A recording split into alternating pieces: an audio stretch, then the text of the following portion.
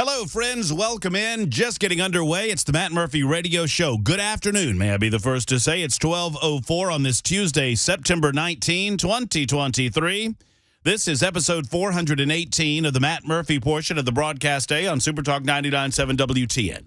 As we begin the pleasantries, we remind you you're invited to participate in the broadcast at any time during it by dialing us up at 615-737-9986. A lot of you availed yourself of that opportunity yesterday, mostly about LPRs, but about other matters as well. And you're invited to do so again today. I love turning a monologue into a dialogue. 615-737-9986. That is also the number for the super text line. If you're a little on the shy side and do not wish to present yourself for public edification and amusement on the airwaves, you may do so on the super text line, and I will keep your anonymity close to the vest. 615-737-9986 to do so that way. You can also find us on internet streaming. I mean, there's a variety of platforms for your listening and viewing pleasure. Super Talk TV is up and running. YouTube, Facebook, Twitter, Twitch. Join us there and get on the F&M Bank chat line. The F&M Bank chat line brought to you by F&M Bank on the Super Talk TV side of things. And hello to you on the Super Talk TV side of things. Dan Mandis and I were having a conversation earlier today, and he said, man, oh man, you look tired yesterday, Murphy, on the Super Talk TV. And I said, Dan, it's my face. I don't know where you've been, but, 2 years I've been here. No, you know what was odd? Went through COVID, took vacation, motorcycle trip with my brother, down to New Orleans. I'll blame Bourbon Street for the COVID. Go through the COVID. 3 days of it was on air last week while I had the COVID, as I call it, the COVID. My grandma called it the Kmart. I will call it the COVID. And I feel like I'm better. You get, more energy level back up and running again, but you're still not up to 100%. And it kind of lingers where you're running at about 70%, which I guess is the same for the flu and same for a bad cold or whatever. So hopefully we're back up to 100%, and hopefully I don't look tired on the Super Talk TV side of things. If I do, I apologize to you, Dan Mandis, especially you on Nashville's Morning News. There's a local story that I want to jump on today regarding, have you seen this video of this guy destroying this dude's fruit stand? You seen that video? Yeah. And the guy that is having his fruit stand destroyed is Hispanic. I don't know where he's from. I don't know if he's here legally or not. It doesn't matter. That's not the point of the story. I will say that he does not speak English, which is okay. I would just think if you come to a country and you do so in the proper fashion, you would invest some time and energy in learning a certain level of English because it's going to make life a lot easier for you. There was a movement for a hot minute, to make English the actual, I don't know, does Tennessee have an official language of Tennessee? I guarantee you, if you go to the Driver's License Bureau, you can take your driver's license test in multiple languages, which has always been odd to me because you know what they don't put in multiple languages? The road signs. So it seems a bit of a health and safety concern that you would allow people to take their driving test in a different language than what the road signs are going to be in, explaining to them what they may need to do or not do in order to prevent an accident. English is the official language of the state of Tennessee. Well, that's good. That's great. Thank you, Bill. I'm happy to hear that. I think there was a movement for a while to make it the official language of the state of Alabama when I was down there, and I don't know that it came to anything one way or the other. This person has there's a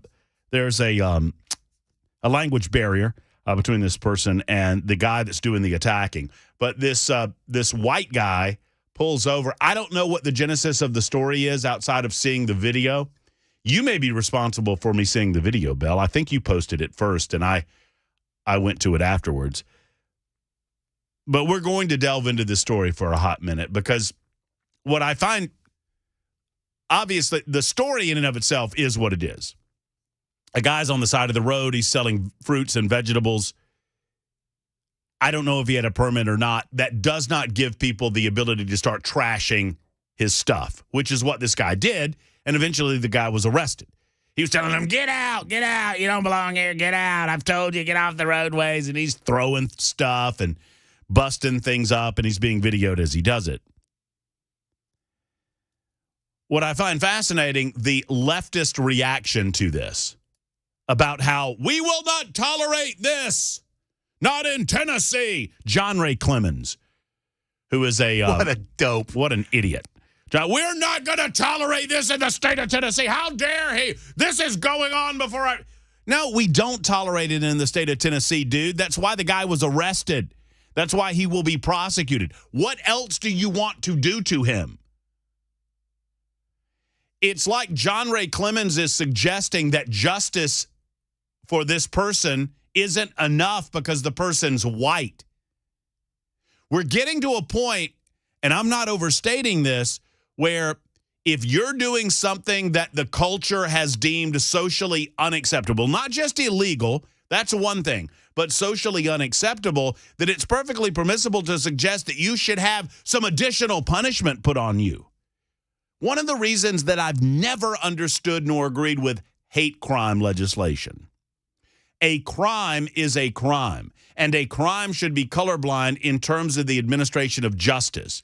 And when you begin subscribing thought processes to individuals that are committing crimes and judging them accordingly and putting additional penalties on those individuals based on what you believe they're thinking at the time that they commit the crime, that is a dangerous place to be, man. Because now we're evaluating crimes based on your skin color and based on the skin color of the individual that you perpetuated the crime against. And that's not a colorblind society. And it seems that's what John Ray Clemens and some other Democrats who have commented on this want. So we'll address that on the show today. Before the proceedings are done at 3 o'clock. Joe Biden was at the United Nations earlier today, and he had a few things to say about climate change. We'll give you some of the highlights from crazy Uncle Sloppy Joe. I don't know what to call him today. He's all over the map. Joe now believes, by the way, speaking of the President of the United States, whether we like it or not, Joe is now on record as saying that he believes that he'll die before Hunter Biden's legal problems are done. According to the New York Post, President Biden knows father time is coming. The 80-year-old commander-in-chief fears he will not live to see the end of his son's legal jeopardy, according to NBC News. That just days after the son, 53-year-old Hunter, was indicted in Delaware on gun-related charges.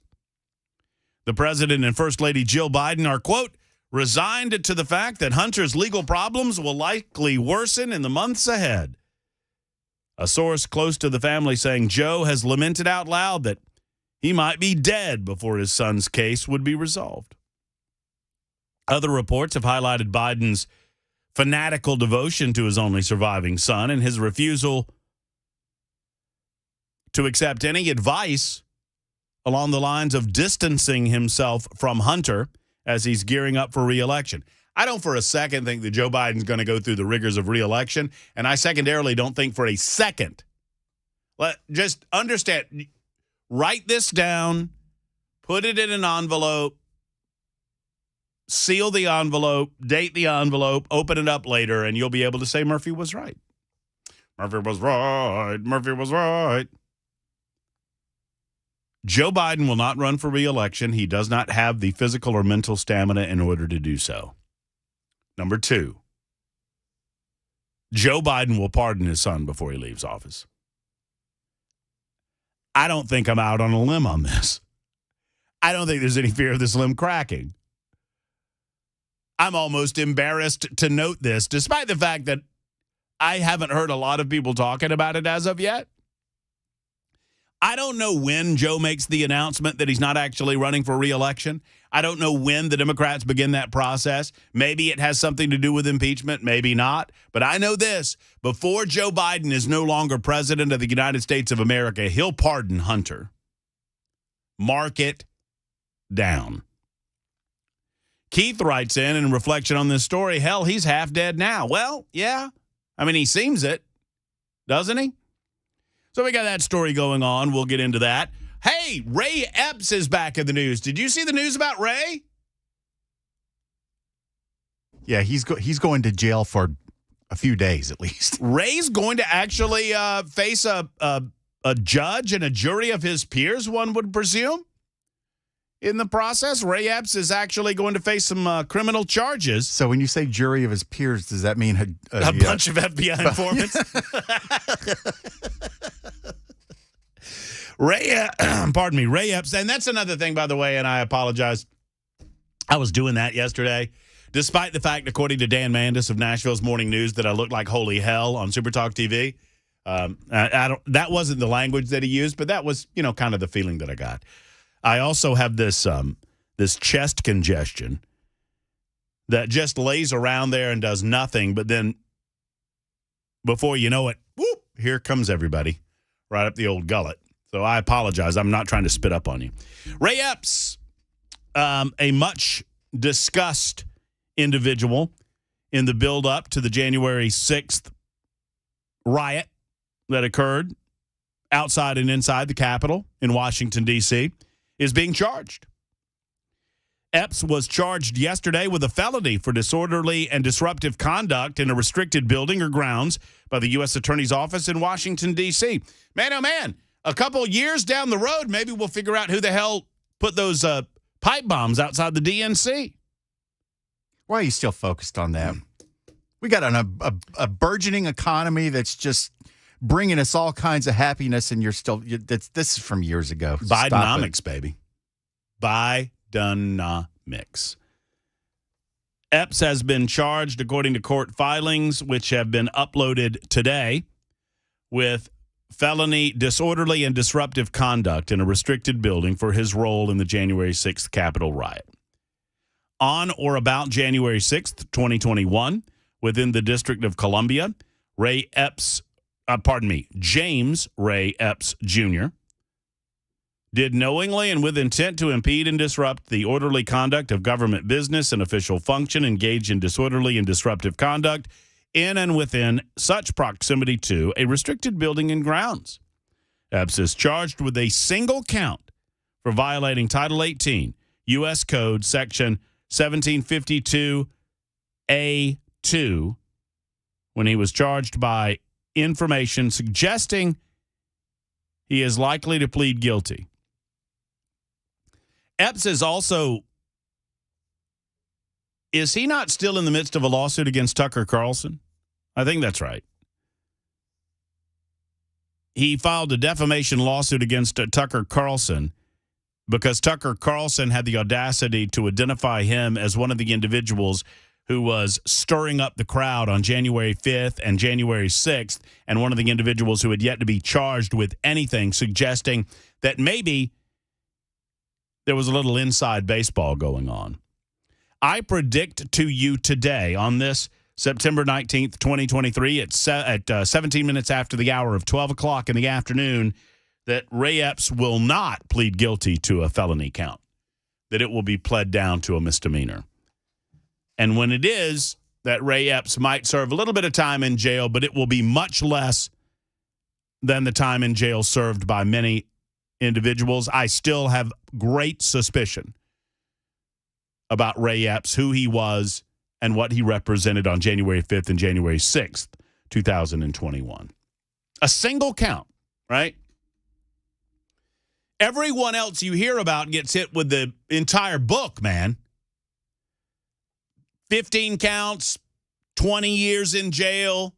Why? Because they walked in the Capitol Rotunda, looked around and walked out of the Capitol Rotunda, and they knocked something over on their way out. That's why. Now, some of these people that whipped up on Capitol police officers, some of the individuals that actually physically engaged in the destruction of property, you got to deal with those folks. But the vast majority of the people that walked into the Capitol Rotunda, that walked into the Capitol building on January 6th, did no physical harm or damage to anyone or anything. And those people are being charged and being punished with years in prison, many of them. And it's ridiculous because this entire process has been politicized. So we got that going on today. We addressed the dress code in the United States Senate yesterday. I want to revisit that subject because I'm amused by it. Some of the reaction on the part of some of the senators. And I think we need to readdress something that Bell K brought up yesterday afternoon. And that is our desire to convince. We have Senator Bill Haggerty on the show Thursday, Bell. Oh, good. I scheduled that. And I'm going to take an opportunity at some point during the interview to hand the microphone over to you so that you can directly and personally beg of Senator Bill Haggerty to wear a Motley Crue T-shirt on the floor of the United States Senate. I'll do it. I know you'll do it. Will he do it? Is the If question. he knows what's good for him, he will. I understand that, but here's my question to you. I don't want the choice of a band to be an impediment with the overall spirit of the action that we're asking for. That's part of the package, man. No, it's not. Motley But Crue. here's the problem. Motley Crue, in some circles, had this, pentagram, shout at the devil. Oh, yeah, we'll do a shout at the devil T-shirt. That's perfect. Kind of deal going on. Yes. And see, if you really want to see this come to fruition, I think you might want to open this up. I mean, let the man wear an Air Supply T-shirt if he wants to wear an Air Supply T-shirt. I mean, come on. No, I'll be willing to go a Theater of Pain Motley Crue T-shirt where they're all in drag, basically, but no Air Supply. I'm glad that you can remember the names of the albums. I own them all. It was Theater of Pain. Was that the big one? No, Or the Shout at big the one Devil was Dr. Feelgood. No, Dr. Feelgood was. No. That was their biggest album. It did 6 million copies. What was Home Sweet Home? That was Theater of Pain. Okay, the Theater of the Pain is the one that made them. This is like Guns N' Roses. I mean, I guess Appetite for Destruction outsold Use Your Illusion. Oh, by a long shot. Use Your Illusion was a big. Yeah, it's the biggest debut album by a band in American history. No, Use Your Illusion was after Appetite for Destruction. Appetite was the biggest album. Right. Yeah. Right. But Use Your Illusion was a huge follow-up, and everybody was excited about it, and it was kind of like. It was a little bit of a gimmick, though, because it was split into dud. 2 albums. Yeah. It was a bit of a. I mean, it had November Rain on it, but. I mean, it still did like 15 million copies between the two. But it's no. I actually downloaded, while we're on the subject, Appetite for Destruction so that I could listen to it. I had several of the cuts on my playlist, but I downloaded it as an album because I wanted to listen to it start to finish on my trip, and I did, and it holds up, dude. Yeah, definitely. Completely holds up. How old's Axl Rose now? 80? Oh, no, he's, 60? Didn't he? He like blew up for a minute, and then he's back down to somewhat normal size. Well, I mean, for his age, I think he's in decent shape, but he's certainly not super skinny like he was when he was young and poor. The Super Texters agree with me that Theater of Pain was a better album. Well, they're wrong. That's okay. Why do I get Theater of Pain and Master of Puppets mixed up? I don't know. I don't know. I don't know. I'm weird. Because my depth of knowledge about certain aspects of music, I mean, I could go to the center of the earth on just a couple of things. Like old school country music, certain other aspects. But I have gaps that are as wide as the Atlantic Ocean when it comes to music. And that's what you're here for, Bill. Okay, great. Fill some of those gaps. I'm just begging you between now and Thursday, I'm just asking you, I know you're a dog on a bone, just maybe consider the greater purpose here. If we could get Bill Haggerty or Marsha Blackburn on the floor of the United States Senate wearing any concert T-shirt, I think that's a win. Now, I know what you're going for, and I appreciate that. I just don't want the band to be the impediment that keeps them from wearing the T-shirt. That's all. 23 after the hour. Super Talk 99.7, WTN.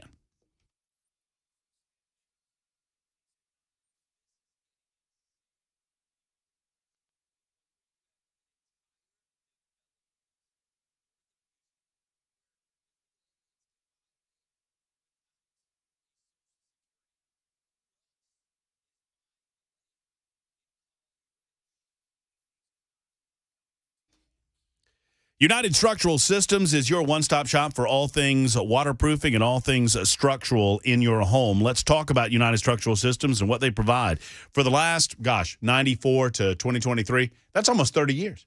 We're almost at the 30-year anniversary of USS. Since 1994, they have helped well in excess of 25,000 residential customers like yourself with foundation repair issues, waterproofing issues, and concrete leveling. I don't talk enough about the PolyLift system. You know, I did this in my home in Birmingham where I had an issue, and I brought in a company that did the PolyLift system similar to USS. USS is much better, I would assure you, but it is an incredible technology that you need to utilize if you have cracking in your driveway, if you've got a driveway that portions of it have sunk because of erosion underneath the driveway. Do this. Call USS and talk to them about the PolyLift system.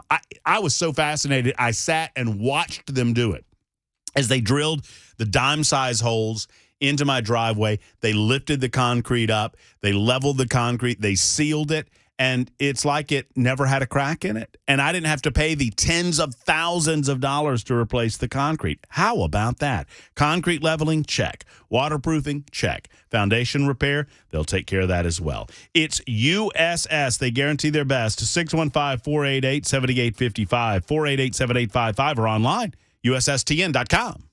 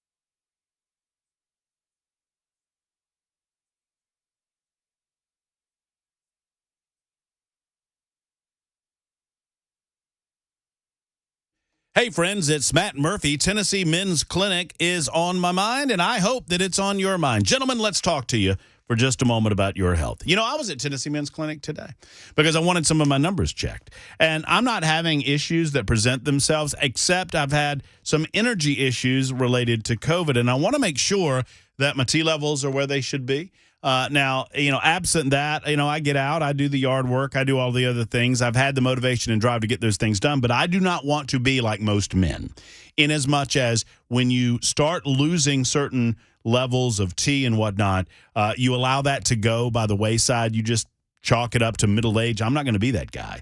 When it comes to health, there are numbers that every man should know. You need to get on top of these things with a visit to Tennessee Men's Clinic. And I put my money where my mouth is when it comes to the Tennessee Men's Clinic. They've successfully treated thousands of men. Now, hopefully, I'll get the old thumbs up and don't have to worry about anything other. But if you're a guy that has low T, or if you're a guy that has other issues, they can identify those issues and get you to feeling right again. So if you're feeling tired or grumpy, if you've noticed weight gain, loss of muscle mass, had a decrease in your motivation and drive, give the Tennessee Men's Clinic a call. They were saying that the Franklin campus is going gangbusters. So many of you to the south of my voice are going into Franklin, into Cool Springs, and taking advantage of that opportunity. But if you're in Midtown, they're right there, and they've been there for almost 30 years now. Go to TennesseeMen'sClinic.com or 615-208-9090. 208-9090 for the Tennessee Men's Clinic.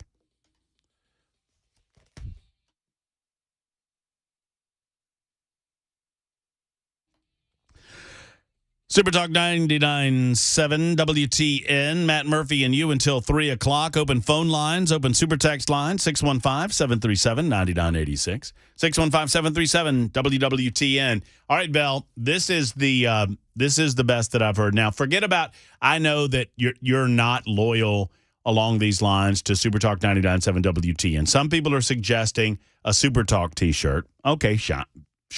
I get it. But this is the suggestion that I think might affect you. What about ABBA? No.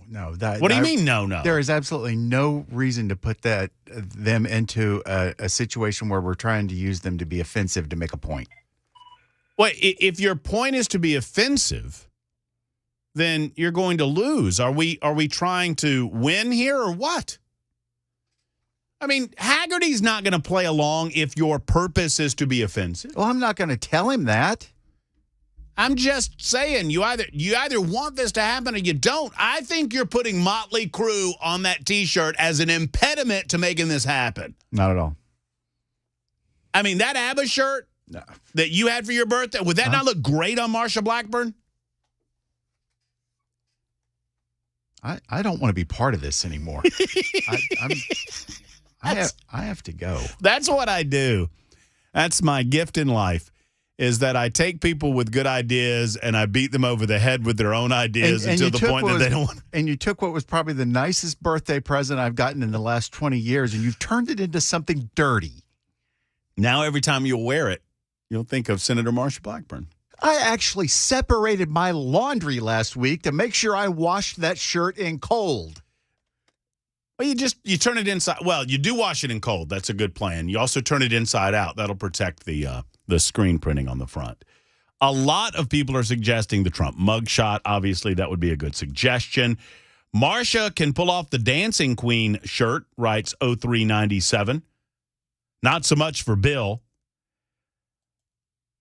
I could think of nothing more offensive than an ABBA T-shirt, wrote Jason. Good for you, Jason.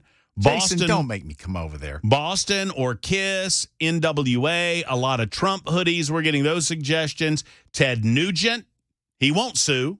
That's true. I mean, there's a lot of good ideas. We'll come up with one for Bill Haggerty by Thursday, and we'll share it with Bill when he comes on the show at about 1:30 in the afternoon, Thursday afternoon. Russell Brand is in the news. We will talk about Russell Brand. YouTube has suspended monetization of Russell Brand's YouTube channel. I guess that in the United States of America that the allegation is enough. Rush Limbaugh predicted this, folks, the godfather of modern talk radio, in that for liberals, the reason they got it so good, the reason that it's not just that they have 90% of the mainstream media working in concert with them to propagandize for them and to attack their political enemies.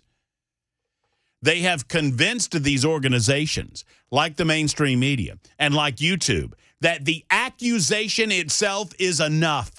It doesn't matter whether it's true or not. We'll talk about the accusations against Russell Brand in just a moment and get your thoughts. It's 12:33 on Super Talk 99.7 WTN.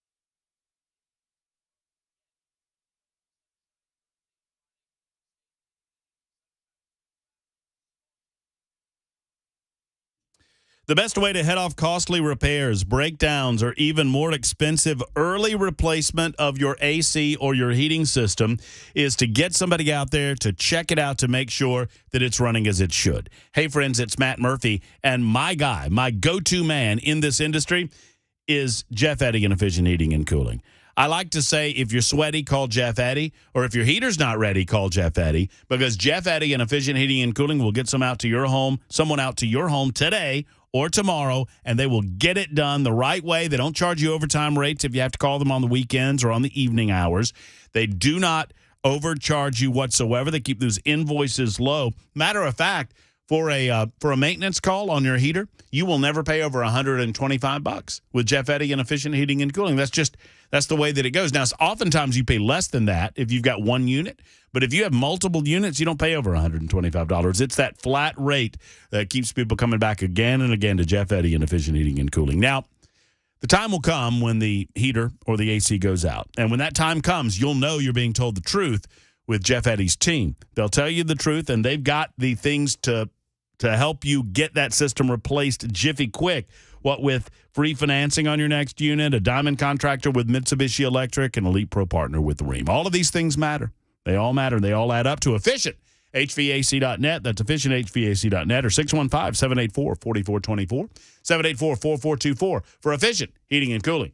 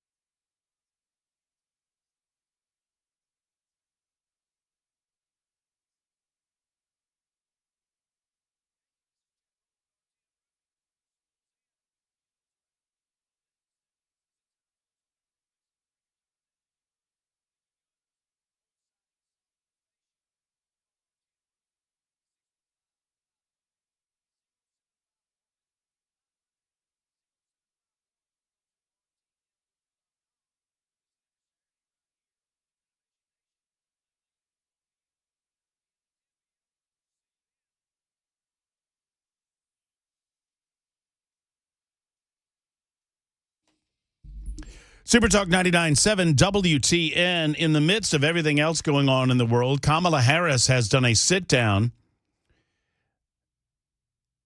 And I'm speaking. I'm speaking. Yes, I'm pardon me. speaking. Yes, ma'am. Okay. And in the course of the sit-down, she went to one of her favorites. To think that we should just be content with status quo, with the way things. Okay, I don't mean to be too petty, because I've said things wrong in the past. I have a 3-hour radio show. For years, I had a 4-hour radio show. When you talk for 15 or 20 hours a week, extemporaneously, you're bound to say things that are wrong. I get it. Did she say status quo? I think she did.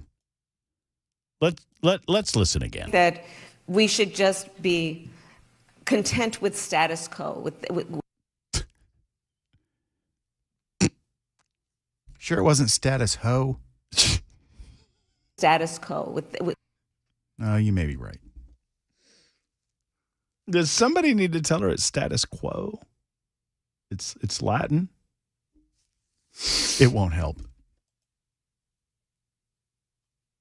I mean, according to Willie Brown, she's better at French. Anyway. Content with status quo, with the way things are.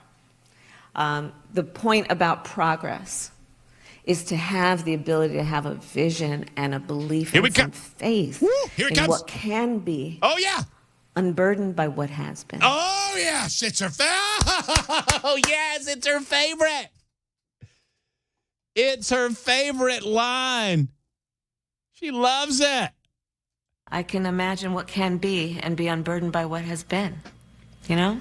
What can be unburdened by what has been. What can be unburdened by what has been. What can be unburdened by what has been. What can be unburdened by what has been. What we can see, what we believe can be unburdened by what has been. What can be unburdened by what has been. What can be unburdened by what has been. Burdened by a mask there. Unburdened by what has been. Who we can be. I got 3 more minutes of this. By who we have been. What can be unburdened by what has Don't been. roll your eyes, Belle. Don't by where we have been. And don't stop what can be. What can be unburdened by what has been. Unburdened by what has been. Unburdened by what has been. What can be unburdened by what has been. What could be unburdened by what had been. What can be unburdened by what has been. What can be unburdened by what has been. What can be unburdened by what has been. What can be unburdened by what has been. What can be unburdened by what has been. By the way, there's 2 more minutes of this. Belle, what does that mean? Not only do I not understand the point she's trying to make, I don't have the energy to care.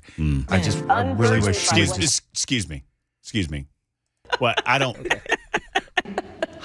In my world, even when you're speaking, I'm going to decide to mentally discover what can be unburdened by what you're saying. Been believing in what can be. What can be unburdened by what has been. What can be unburdened by what has been. What can be unburdened by what has been. What can be unburdened by what has been. By the way, I was going to stop playing this in the middle of it, and I got another minute and a half. But then here comes, where is it? Hold on. So many of you are coming in on the super text line. Whoever it was that said you better play all 3 minutes. Okay. What can be unburdened by what has been. What can be unburdened by what has been. What can be unburdened by what has been. What could be unburdened by what had been. What can be. Sometimes she says what had been, which makes even less sense. What can be unburdened by what had been. Unburdened by what has been. What can be unburdened by what has been. What can be unburdened by what has been. Two masks on in that one. Unburdened by what has been. What can be. What should be unburdened by what has been. What can be unburdened by what has been. What can be unburdened by what has been. I want to be unburdened by what has been in the Biden administration. What can we envision that can be unburdened by what has been this disastrous presidency and vice presidency? What can be unburdened by what has been? What can be unburdened by what has been? What can be unburdened by what has been? By the way, she also, if you're watching on the Super Talk TV side, she also really likes to do she says, what can be, and she lifts her hand. What can be, because what can be is way up here. What can be is the heights of the heights. The sky's the limit. Keep your feet on the ground and keep reaching for the stars. But only government can get you there. Only government, only equity can get you there. More on that in a moment. So it's what can be. And she raises her hand way high and then unburdened by what has been. And when she says what has been, her hand goes way low. Bite my shiny metal ass. Unburdened by what has been and knowing what can be. Have a sense of vision about what can be. Hand up. Unburdened by what has been. Hand down. See what can be. Hand up. Unburdened by what has Hand been. down. What can be. Hand up. Unburdened. Other hand down. What can be. It's right hand Unburdened. and then left by hand. what has been. What can be. Oh, no. That one she pointed. Unburdened by what has been. What can be. Up hand. Unburdened by what has been. Pointing to the What left. can be. Up hand. Unburdened by what Pointing has to the been. left. What can be. It's like she's Unburdened by what has go to been. gate What can 14. be. Unburdened by what has And been. you will What meet the can parties be. on flight 1647. Unburdened by what has been. That can be. 30 more seconds. Unburdened by what has been. There are those who are unable to see what can be, but there are many more who are able to see what can be unburdened by what has been. Oh, she got a little confused right at the end there. God bless you, Kamala. I mean, just Hell is that? comedy act is what it is. She also had this to say in her conversation this morning. I'm here to say, I have several expressions, but one of them is, I eat no for breakfast. Somebody tells me, no, it can't be done. No, nobody like you has done this before. I don't hear that. I eat no for breakfast. That reminds me of a great line from Happy Gilmore. I eat pieces of poo like you for breakfast. You eat pieces of poo for breakfast? Steve is in Franklin with a completely unrelated topic on the line. Hey, Steve, how are you? Hey, I'm doing great. I think she meant spaghetti O's for breakfast. Maybe so. I don't know. She eats no spaghetti-o, Cheerio. I don't know. Well, see, you're showing your bias, Matt. She has a California accent, which I can relate to because I'm from California too, so you're never going to understand what she's saying. Well, I take that as a point of pride, I think. But I understand. Yeah. But I understand you. Great, Steve. What's on your mind, man? I just had an interview with some of the aldermen running for. Wait a minute. Is this my Steve? Is this Abramowitz? Yeah. Oh, what's up, man? Podcast. Oh, he didn't even put your name. Steve Abramowitz from Mill Creek View. What's going on? You recognize my voice. We're getting to be close. Yep. I'm not like Kamala, however you say it. I just wanted to report in on the interview with the alderman running for the at-large position in next month's election, because now that the mayor's race for Nashville is over and the hangover has set in, we got another one right here in the next town down. And I thought I would tell you that, there are some discontent in the neighborhoods with the current crop of folks that are on the council. So tell me, just give, for those of us who haven't been paying the attention that we should. I mean, I know that the Franklin mayor's race is obviously getting the most attention. Mayor Moore is running against Gabrielle Hansen are there other people running outside of Gabrielle and Moore? Yeah, okay. That's the point. I had three of the alderman candidates running against the incumbents, one of which is running unopposed, that's already there. And so, people get all upset about Moore breaking the tie and all this kind of thing from the Pride Festival, but had one of the aldermen changed their vote, it would have went a different way and there would not have had to be a tie. So there's still issues that the people do. But did you know this, Matt? I had to do this in my homework. Last time that the alderman's race was up, 2019, Williamson County had a 14% turnout, and in Franklin City, it was only 7%. 93% stayed home, didn't even care, and that's what you get when up comes a contentious vote. if you don't participate. So I did my duty, and I interviewed some folks to see what they had to say, to see if they would do things different. And sure enough, they pointed out all the issues of the hometown. And, yeah, it's a great show. It's going to be out in about 30 minutes. So what level of attention? I mean, is there a buzz in Franklin about this? I mean, Franklin matters, obviously. I mean, no question. I mean, it's a huge suburb of the Nashville metropolitan region. But are you feeling a buzz? I mean, Steve, I hesitate to tell you this because I'm supposed to be in the know, but I don't know that I know exactly when election day is. Yeah, early voting starts next week, and then October is the vote. That's why I'm pointing it out, because most votes are November. A lot of people aren't paying attention, and so it could have a low turnout again. But there are 80,000 people in Franklin, growing to 100,000, so it's not an insignificant place. Most of its revenue comes from tourists and taxes, sales taxes. And if they don't want their property tax raised like all the counties around us, like Rutherford, you got to get engaged. And so I'm hoping that the needle moves a little more to something like 10, 15, 30, 45%, like a normal election. I forgot what Nashville had.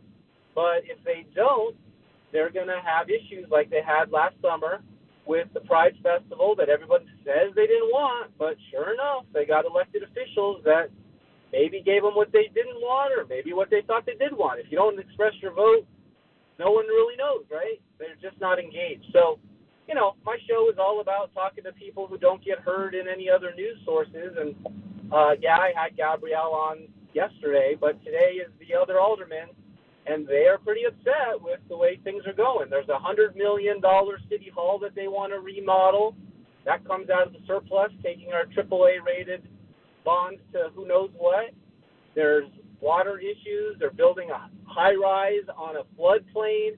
I mean, there's some serious things going on here that if you care about local politics, you got to hear this show. So when does the no show come out? Is that today? The no show? The one with the one that you were talking about with the alderman. I want to ask you about Gabrielle in a second, but because I think that's already up. But when does the new podcast come out? It is now almost 1 o'clock Central Time. It'll be out by 2. Okay. Within the hour, go to mcview.us to find out more with Steve Abramowitz and the Mill Creek View podcast. Tell me how Gabrielle was. Is this the first time you've had opportunity to speak to her since her declaration about Covenant School and her intimate knowledge of Covenant School and my subsequent interview with her? Offline? No. Online? Yeah. Okay. What was your I mean, and I invite people to go watch the podcast. It's episode 131 up on MC View. I mean, and it's up right now, but what was your takeaway, Steve? Oh boy. Well, my job is to ask questions. I don't debate. It's not a deposition, and so I leave it to the viewers and the voters, more importantly, to get what they want out of it. But Channel 5 guys sure did come after me for simple things like the word they, or yeah, or things like that, as if I'm a journalist, which I am not. I am a podcaster who asks questions. That's my deal. But he is an investigative journalist who has all kinds of Peabodys and Grammys and Emmys and who knows what. But that is what was talked about online, socially. And of course, somebody decides to come to my house, but that's another story. But in terms of the answers to the questions, I thought she handled it pretty well. She apologized for any harm that she caused with that whole covenant thing. She talked about the issues, which is what I was trying to draw it back to, the ones I just listed about the $100 million boondoggle for a new city hall for a city that really can't afford it and doesn't need it. $30 million of payroll in the employees, by the way. She wants to give police a raise. And I was like, well, that's how you win elections. Why don't you say that? Let's stop talking about, speculating on things we don't really get the facts from one way or the other. So long story short, you got to listen to her answers and not listen to her critics who jumped all over every single answer, causing more social drama than necessary about Does she know these people from Chicago or not? Is she a carpetbagger or not? We're all carpetbaggers. I mean, 66% of people that live in Franklin are not from Franklin. Here's the big question. If I come from south of Nashville, does that make me a carpetbagger? Because I came from Birmingham. As long as you get your shot. Well, Steve, I got to take a break, but unlike you guys in the podcast realm where you don't have to take a break, but I encourage people to go over to MCView and listen. I'm going to go listen to Gabrielle tonight. I don't know that I was, but based on your recommendation, I'm going to go do that. Steve Abramowitz with MCView joining us, talking about a very important subject. We're going to talk to Steve about that next week. He'll swing by, and we will speak to him about Franklin, Tennessee issues. He's on top of those issues, and I so appreciate MCView and what he does with Mill Creek View over on the podcast side of things. You hear me talking about him quite a bit, and I like Steve a lot. Even though he's from California, I still like him. It's 12:54.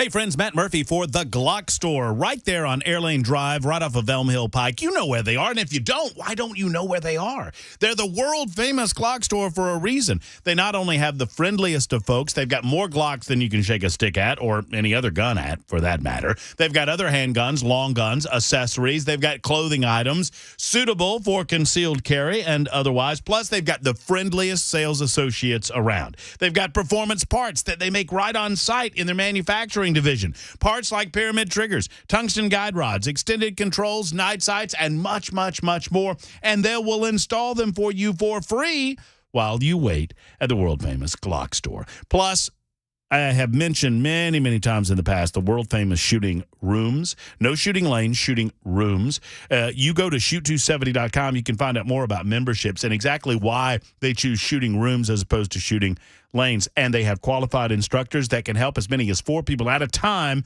learn how to better operate their handgun, their long gun, or whatever you're looking for training for. So go to shoot270.com or glockstore.com, or better yet, get in your car and go to the world-famous Glock Store on Elm Hill Pike, or just off Elm Hill Pike on Airlane Drive, and tell them that Matt Murphy sent you to the world-famous Glock Store.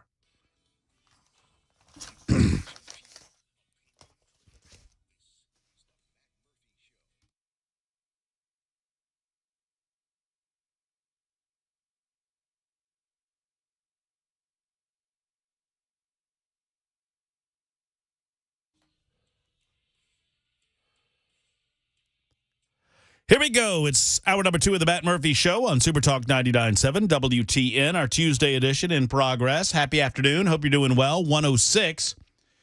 Brian Wilson coming up at 3 o'clock this afternoon, a part of information-fueled and opinion-driven news talk radio for the masses on Super Talk 99.7 WTN. It all starts with Dan Mandis, then Chris Hand, yours truly, and Brian Wilson. And then, you know, it doesn't stop there. There's Mark Levin and Shapiro, Red Eye Radio, etc.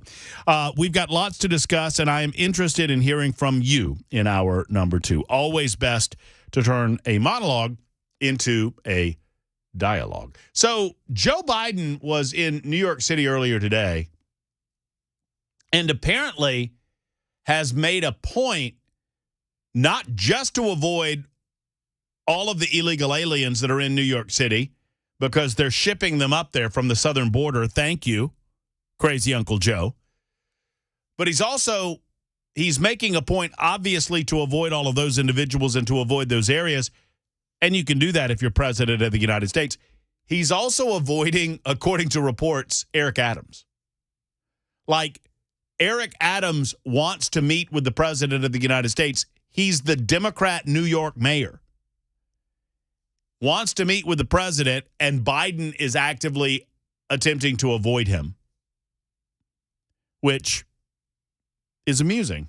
You're a lying dog-faced pony show. I don't think I am, Mr. President. I think I got some facts right here that you are actively avoiding the mayor of the city of New York for the purpose of avoiding a conversation about your ridiculous non-policy concerning the southern border. I don't know. The situation isn't going away, Mr. President. No matter how much you want it to, it's not going away. And the facts are the facts. In the meantime, the White House, speaking of, is begging of the mainstream media to treat them more kindly. I don't know how they could, but on September 12th, House Speaker Kevin McCarthy announced that he was launching a formal impeachment inquiry into President Joe Biden's the allegations against him of obstruction, corruption, abuse of power by a chief executive. So McCarthy announces this last week. It was a week ago today. Later that day, 1 week ago, the White House sent a 14-page memo to editors of the biggest and most powerful newsrooms in the United States of America, urging them to, quote, ramp up their scrutiny of House Republicans for opening an impeachment inquiry based on, quote, lies, end quote. So, as compliant and consistently reliable as the mainstream media has been for the Biden administration, as much of a propaganda wing, and this is what happens, and this is how democracy dies in darkness. Hello, New York Times. Or is that Washington Post? I don't care. It's one of them. They're one and the same. When you do not have a media willing to scrutinize all aspects of our government operation, when they pick winners and losers, the winners that they pick will never be satisfied with the amount of positive coverage that they receive. And they will only continue to step further and further into an arena in which they have no business, which is, quote, journalism or affecting the reporting of the news. Our founding fathers understood that a free, robust, and open press, an open press that has the ability to report on facts that maybe the White House, maybe the current administration, maybe the government of the United States doesn't care for, absent causing a real and present danger to the United States of America, the press is able to report those things regardless of how the current administration or the current individuals in charge might react to them. Well, there is a danger involved in most of the mainstream media taking sides. One, the mainstream media then gangs up with an administration like the Biden administration against organizations like talk radio, like Newsmax, even Fox News, although many of us are frustrated with Fox News nowadays. Joe says it's WAPO. Democracy dies in darkness. Well, sure. This is what happens when you lie down in bed with these government officials, CNN. They never stop asking you to forego your journalistic responsibility and do their bidding, which is what they did last week. Last week, they sent a 14-page memo to CNN and other organizations demanding that they don't treat this impeachment inquiry like they did with the Trumps, right? Both of them. They're demanding that they scrutinize those that are accusing Joe Biden of wrongdoing and do not in any way examine the nature of the accusations. Right? So I hearken back to something the Godfather said, and I brought this up in the first hour. And I'm going to tie a number of different stories together with this unifying thought. Liberals believe that they can use the media to destroy their enemies by the nature of the accusations that they make against their political enemies. In other words, if you're pointing the finger at the right people, it is not the veracity of the charge, it's the serious nature of the charge that matters more than anything. It's not a matter of you proving or disproving that the charge is true or not. If the charge is serious enough, the political left believes that they can use the mainstream media to destroy someone before that person has a chance to turn around. Now, Russell Brand is a good example of that. I have no idea. Let me just say it off the front. I have no idea what Russell Brand has or has not done in his past with regard to sexual assault of individuals. I don't know.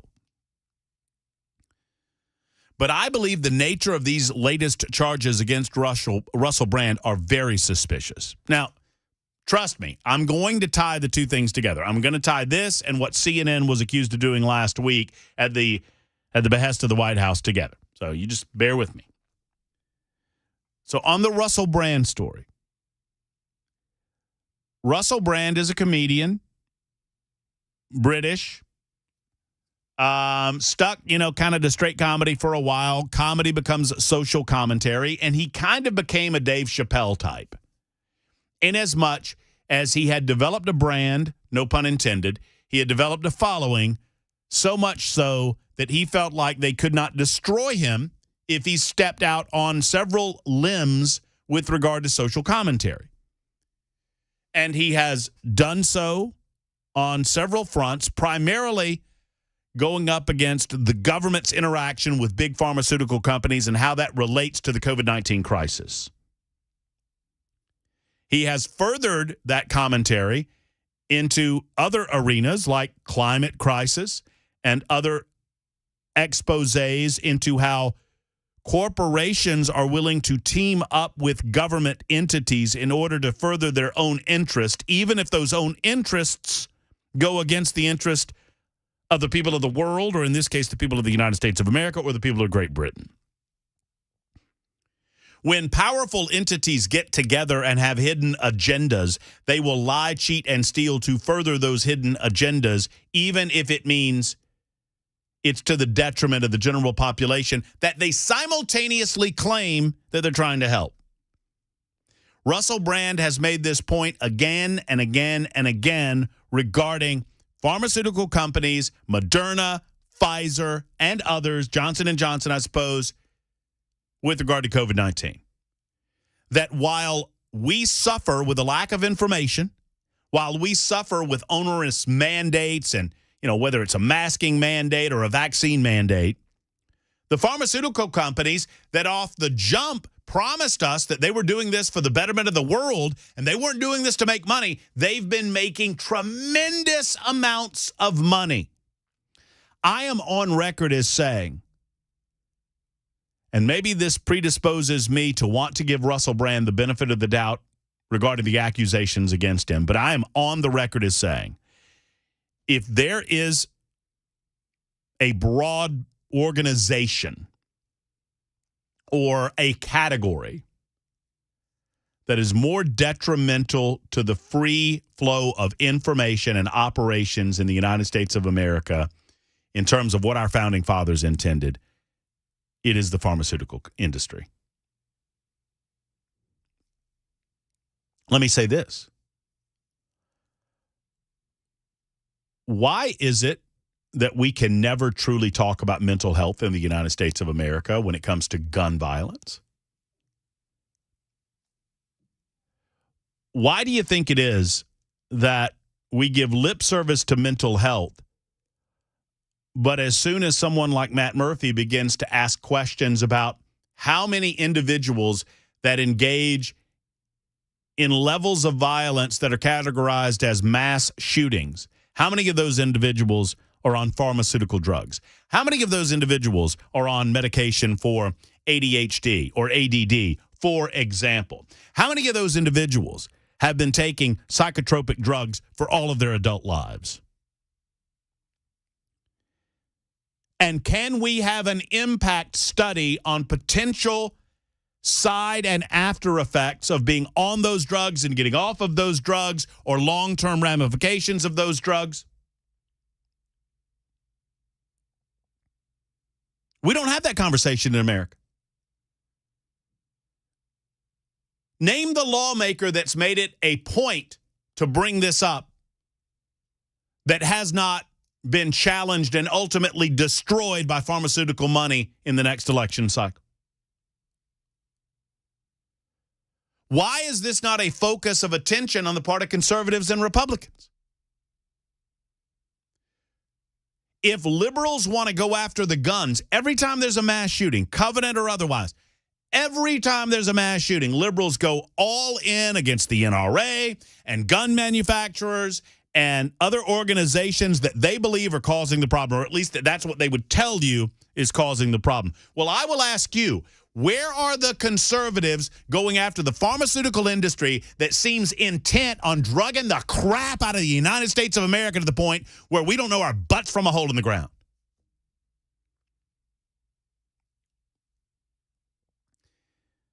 My grandfather, I've told this story in the past, and I'm inspired by him.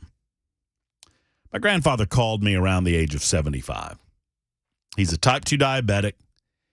He took pills for years to combat his diabetes, and eventually that led to having to take shots every day for his diabetes.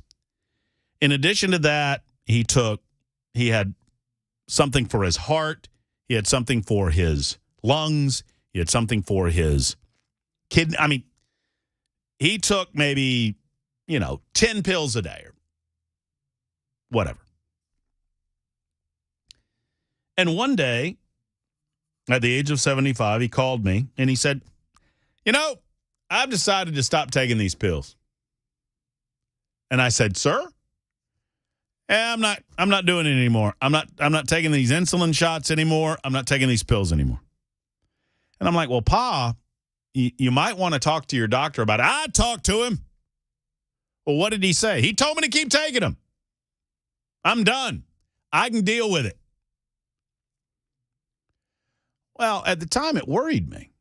I'm like, my goodness. And I implored him to taper off. I said, well, don't, stop taking all of this. Maybe taper off on some of these medications. I'm not lying to you. I'm not recommending this. I'm not saying it was a good thing. I'm telling you what happened.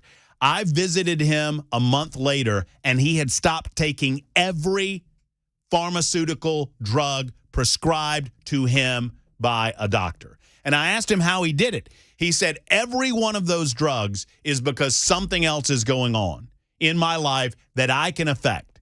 He took his blood sugar 3 times a day to make sure he was maintaining his blood sugar and understood if it was a little low or a little high, how to adjust his food intake as a result of where his blood sugar was. He monitored his health. He monitored his heart. He took his blood pressure.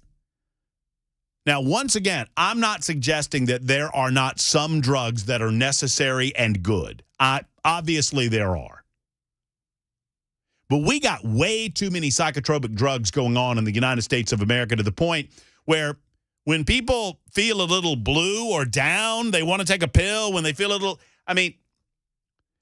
we don't know how to adjust our own circumstances beyond taking pills anymore as a society. And this is part and parcel of what the pharmaceutical industry wants. I don't even call them it. They're in the business of making money. They're not in the business of making you well.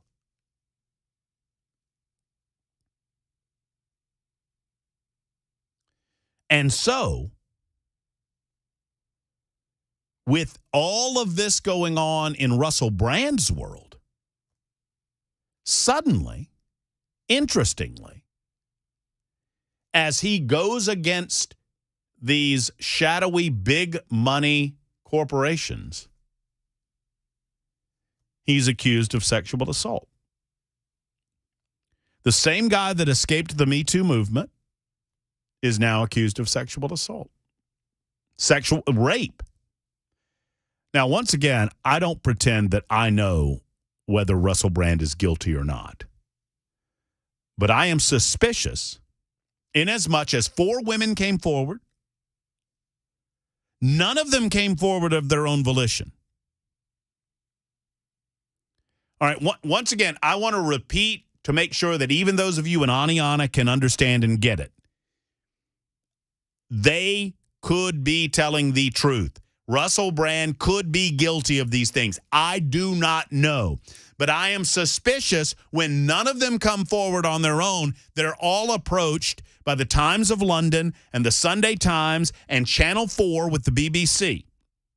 And those 3 organizations working in concert in a joint investigation convinced these 4 women to come forward. None of them claimed to have wanted to come forward. Secondarily, they had a documentary ready to roll out at the time that they rolled out the accusations. And in the documentary, none of the women identify themselves. Now, that's one thing, but at least 2 of the women in the documentary are actually actresses portraying the accusers. Is that not weird to everybody? Is that not odd?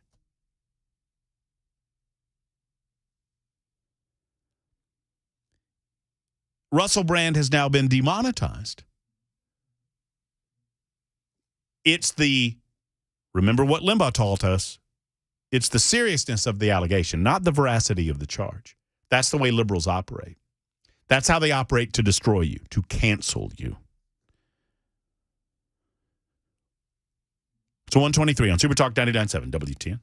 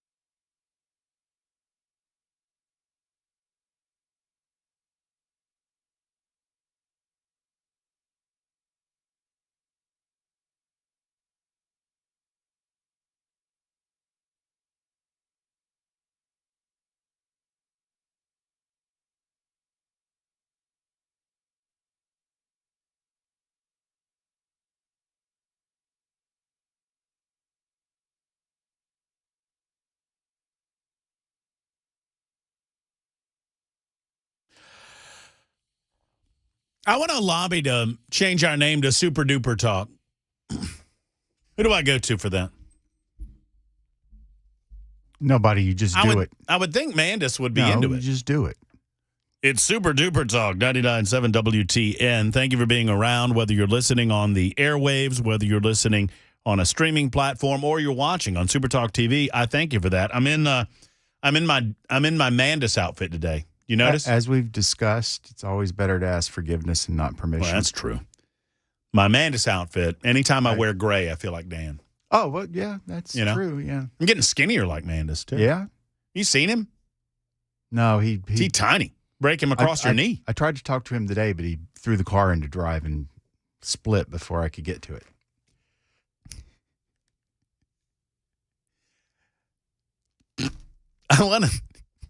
You did this to me. You don't need to do this to me. What? But you know how I am. I'm like a catfish. If you throw the bait in the water, I'm going to snag on it. I'm going to run with it. So I don't make your content choices. I love talking to Dan on the phone because Dan will. I've never met a boss or really a human that right up front he tries to set in some fashion the parameters of the telephone call. Do not expect this to last long. No, like today, I was supposed to call him yesterday, and I had some trouble finishing a couple of tasks at the radio station, and I forgot to call him. That's my bad. I was supposed to call him about some scheduling stuff later on in the year. And he texted me this morning. It was like, you didn't call me. What's the problem there, bub? And so I called him. And he does this all the time, and I love it. As soon as I call him, he's like, hey, he calls me Murphy Show, because that's what they call me on the Nationals Morning News. Hey, Murphy Show. Hey, I've got something to do right here in just a minute, so I can't be long. He sets up the parameters right up front. Yeah, usually when I call him, it's like, okay, just be aware that nothing you say is going to register. And at any given second, I might hang up on you, and you need to accept that as a condition of our conversation. Yes.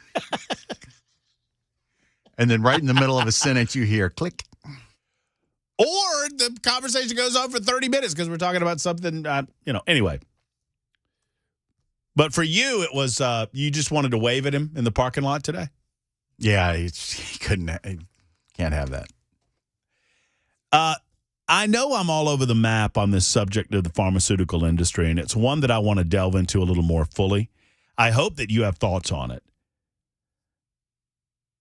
The pharmaceutical industry spends millions and millions and millions of dollars on an annual basis to prevent politicians from looking into their industry by offering political campaign donations for Democrats, for Republicans, for independents.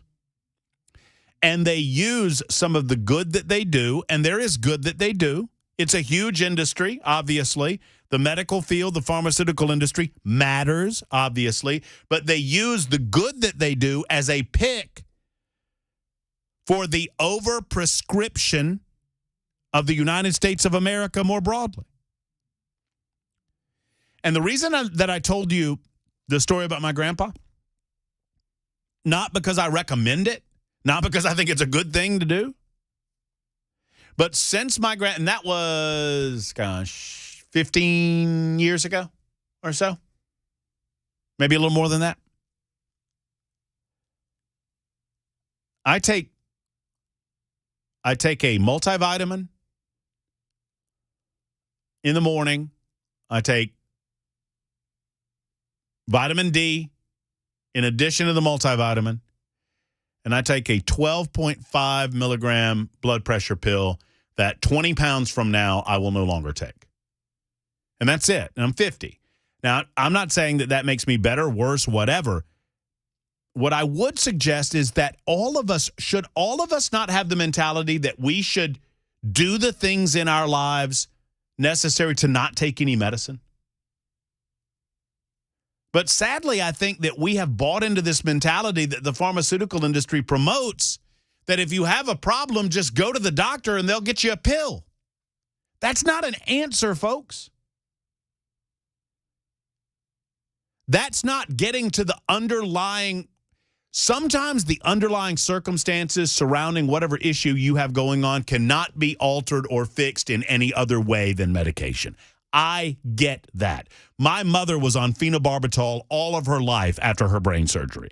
And if she did not have phenobarbital, well, she was on Tegretol to begin with, and then phenobarbital. If she did not have phenobarbital or Tegretol in her life, she would have had a grand mal seizure and died. So trust me, I understand that there are certain circumstances that go against what I'm telling you. But what I'm telling you is we should all live lives striving to take no pills. But boy, oh boy, watch Fox News tonight and tell me why Fox News doesn't cover this story more than they do. Watch CNN, watch MSNBC, watch any organization. I don't care what political stripe there are. Watch these organizations, and it will not take you long to figure out why they don't talk about this issue. Because they're bought and paid for. It's 1:33 on Super Talk 99.7.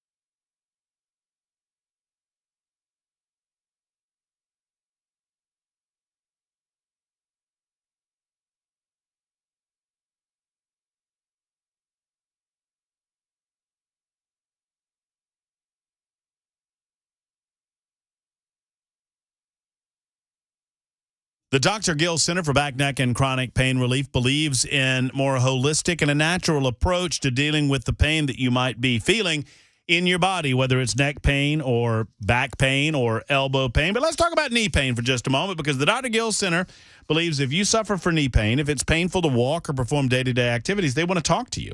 They're looking for people who suffer from knee pain that want to experience significant relief in the next 30 days. This is without pills and without surgery. What is living with knee pain costing you? Do not miss an opportunity to call the Dr. Gill Center now and be one of a few select individuals to get back to a pain-free life through alleviating your knee pain. Specifically, now, if you have back pain or neck pain or elbow pain or other types of pain, you need to call as well and schedule your appointment. But specifically, if you have knee pain, 615-882-4838, 882-4838 for the Dr. Gill Center. You can also visit callmepainfree.com today. But 882-4838, schedule an appointment. It's the Dr. Gill Center for Back, Neck, and Chronic Pain Relief in your knees as well in Franklin.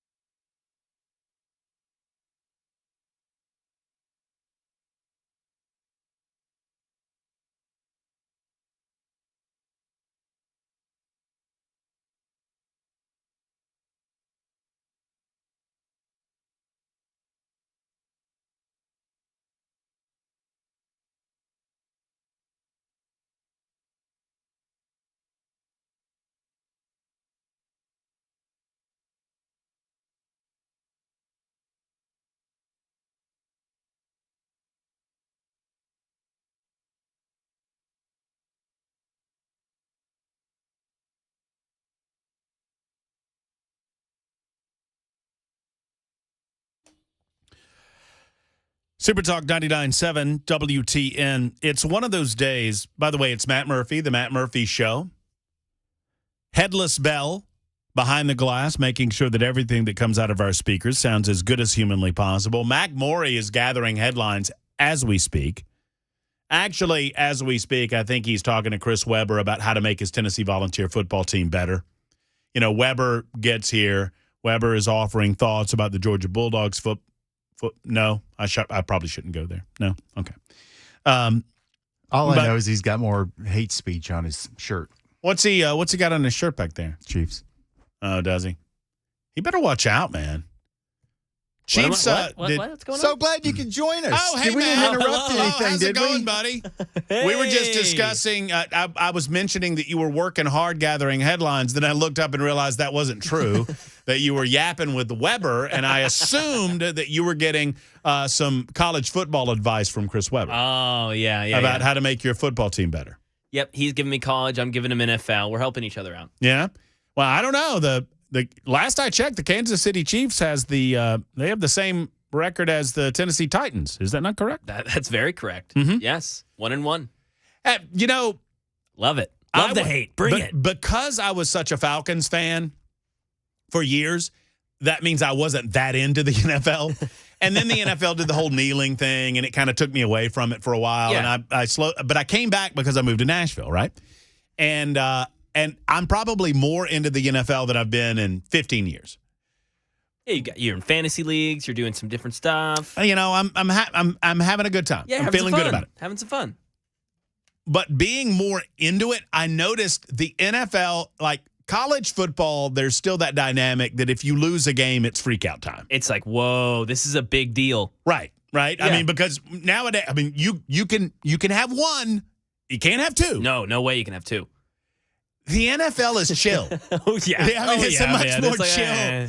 It's a much more chill environment. I mean, week one, they take on the Saints. I'm like, come on, we got to beat the Saints. I don't care that it's in New Orleans in this, but I don't care. Yeah, and we don't beat the Saints, and everybody's like, oh, that's cool. It's all right. It's all good. I listen to the sports guys. They're all cool. It'll be fine. It'll be fine. Yeah. In the meantime, there's Bell K. That's what he normally does during the show. We just try to keep him off mic. Anyway, but I'm sure you're getting some hot tips. But what's going on over there in the newsroom there that you're working on? You Just thought about it getting yet? here, some local stories. Yeah. Yeah? Have you thought about it? I mean, I'm yet? just, Yeah, I've put some thought into it. while we're talking, you know what? I don't want to talk to you anymore. You know what? I don't want to talk to you anymore, and I've decided why. Why? I just decided this seconds ago. I decided I'm in a mood, right? I'm all over the joint. I'm I going know, after the you pharmaceutical industry. I'm in a mood today, and I've decided that I'm tired of the sharing of Mac Morey on this radio station. I'm sick of it. I'm sick of it. He wants me all to himself. I can't blame you. I do, and I'm sick of it. I don't like sharing you with Wilson. I mean, Wilson gets Dan the biggest. has to share Ken. Yeah, that's different. There's a lot of Why? kin. There's a lot of kin to go around. Oh. But Dan kind of has a certain level of exclusivity over Ken. It's true. It's true. He does. I know that Ken Weaver extends his newscast beyond Nashville's morning news, but there's a certain camaraderie that's going on there. Absolutely. And besides, Hand has Morey, right? He doesn't need Yes. Weaver. He's spoiled. It's really Chris Hand and Brian Wilson that I have a problem with here. That they're stealing my boy, and I don't know that he was ever my boy. I think he was more Wilson's boy than anything. Stop that. He's always been. You know what? He's always been Wilson's boy. He's always gonna be Wilson's boy. I don't know why I take second helpings. And now that they're doing, Mac Morey's Wide World of Sports, I you know. can tell who's buddying up. You know what I ought to do? I just ought to ask Brian if he just wants to go ahead and call it the Mac Attack and be done with it. Stop. Just be done with it. Oh, I'm going to get so I sad. already produced the intro for him. Just I don't even know if you have to change a name out. Just sub in Wilson for Murphy and you're done. Anyway, well, it's good to see you, Mac Morey. I'm certain that we'll get a bait of headlines. Good to see you, too. Yeah, maybe some about the Russell brand. So, Miss you. I miss you too. I don't see you in the mornings I know. because you get out of here. You skedaddle. Whoop. I mean, it's like 11:50, whatever it is. And I don't blame you, though. It's a little split shift. Yeah, it's a little I split get it. shift. I understand that. By the way, remind me to invite you to something later on tonight. Oh, okay, great. Okay. Yeah. And you'll say no because you got something to do with Chris Hand or Brian Wilson or somebody. Maybe go over and bubble bath with Mandis. I don't know. So for those who have not heard the specifics of the details of the accusations against Russell Brand, now, I made my case against the pharmaceutical industry, and my case against the pharmaceutical industry is in no way reflective of the good that they do, because there are some very good medicines out there that help a lot of people, okay? Don't get me wrong. However, we allow the pharmaceutical industry to make way too much money over-prescribing to way too many people. And part of that goes on because of their reliance on the politicians looking the other way. They have a lot. Why do you think, and I'm not suggesting that it's a good thing that marijuana be legalized, but it took the amount of time to see legal, either medical or recreational marijuana in the United States of America because of the pharmaceutical industry's impact on politicians around the United States of America. I find it interesting that Russell Brand went there, and within 8 to 12 months of going there, you find him in criminal hot water with multiple sexual accusations coming against him. Did he do it? I don't know. Hopefully, the justice system will work itself out as it should. Here are the accusations. He's been accused by 4 separate people of rape, sexual assault, and emotional abuse. 4 women came forward after being urged to through a joint investigation with the Times of London, the Sunday Times, and the Channel 4 over there, I guess, which is the BBC. A 5th woman has accused him of flashing her. Brand preemptively denied all of the accusations against him and said that while he had multiple addictions throughout his life, that all of his relationships have always been consensual. In a video posted on his social media account prior to publication of the allegations, he said that he received extremely disturbing communications from a mainstream television company and a newspaper listing a litany of egregious and aggressive attacks against me. But amidst this litany of astonishing Baroque attacks are some very serious allegations that I absolutely refute, Brand said. Yesterday, the Metropolitan Police Service said that it was investigating a report of an alleged sexual assault in 2003, 20 years ago, in the wake of these new allegations against Russell Brand. The police department then told multiple news agencies, including NBC News, the story that I'm reading from now, that it received a report of sexual assault against Brand Sunday, the day after the publication of the investigation, and an airing of a ready-made documentary on the subject that happened on Saturday afternoon. The incident was alleged to have occurred in 2003 in the Soho neighborhood of London. The department then went on to say, "We continue to encourage anyone who believes they may have been a victim of sexual offense, no matter how long ago it was, to contact us." Brand has been forced to postpone all of his comedy shows moving forward. He has now been demonetized on most, if not all, platforms, to include YouTube. And he is in the process of being canceled based on not a verification of the veracity of the allegations, but based on the allegations themselves. Now, allegations of sexual misconduct, sexual assault are very serious in nature. Russell Brand has admitted that he is or was a drug addict. Russell Brand had very serious addictions involving alcohol and heroin, it's my understanding. Russell Brand has also admitted to an extreme level of promiscuity. Russell Brand got around. But what he vehemently denies is that anything that he did during that period in time in his life was of a non-consensual nature.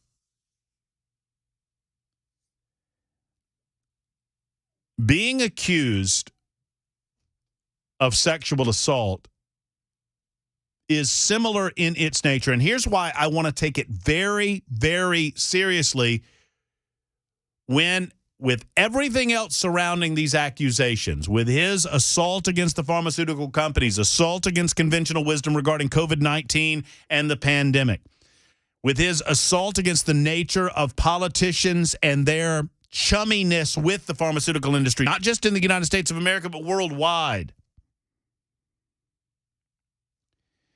When you accuse someone of sexual assault, it's similar in nature to accusing them of being a rapist, or rather a racist. And I had rapist on the mind when I said that. That outside and beyond how strongly I might deny the accusations, there are some people that are predisposed to believe the accusations regardless of what the truth is. It reminds me of the old, remember the story of Ray Donovan?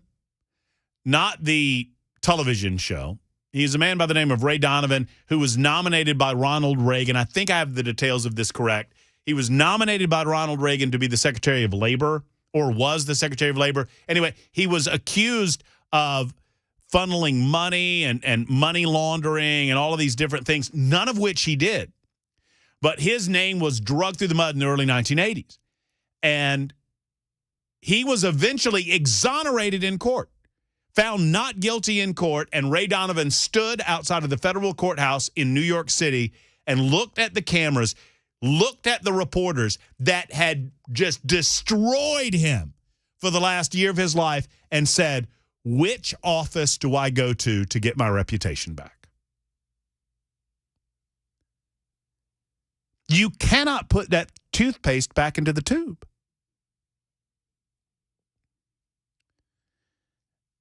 And when individuals are called out for the right reasons, and because they've legitimately wronged individuals in a criminal way, we applaud it. But we must be careful of watching as organizations use their power and influence to destroy people simply because they can, and because those people are perceived as a threat.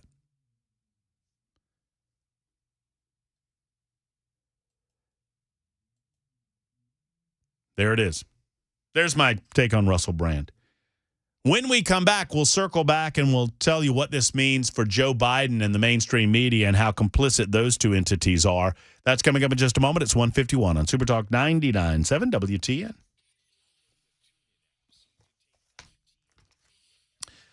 You know, we talk about health, and you'll hear me talk about a couple of things that I believe can benefit you in a healthy and holistic way, and one of those is Kraft Body Scan.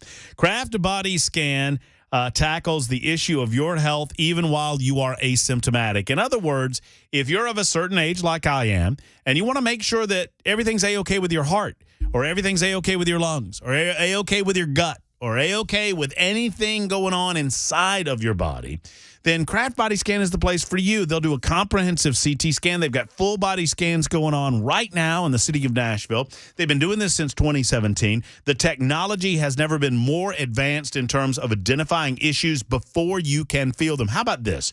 We always talk about preemptive action is so crucial when it comes to medical issues within your body. And what if I told you that this can help even before you notice a single symptom, can help identify a lung problem or a heart problem.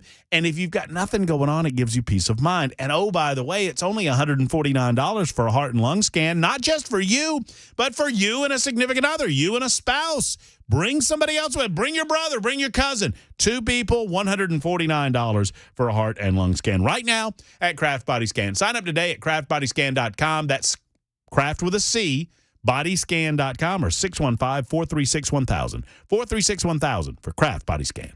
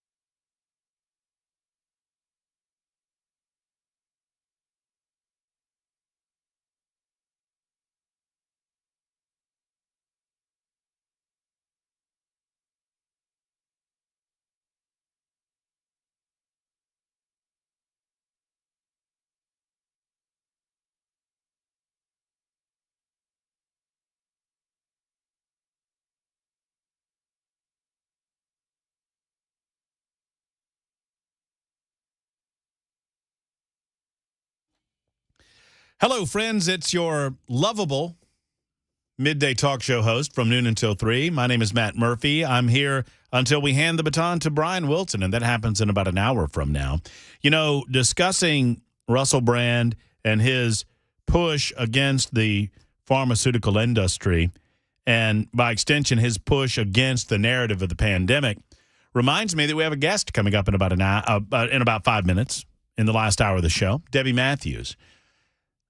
If you don't believe that there is a concerted effort to push another wave of COVID-19 narrative against you, I want you to hear this story that our good friend experienced in North Carolina. That's coming up in just a moment.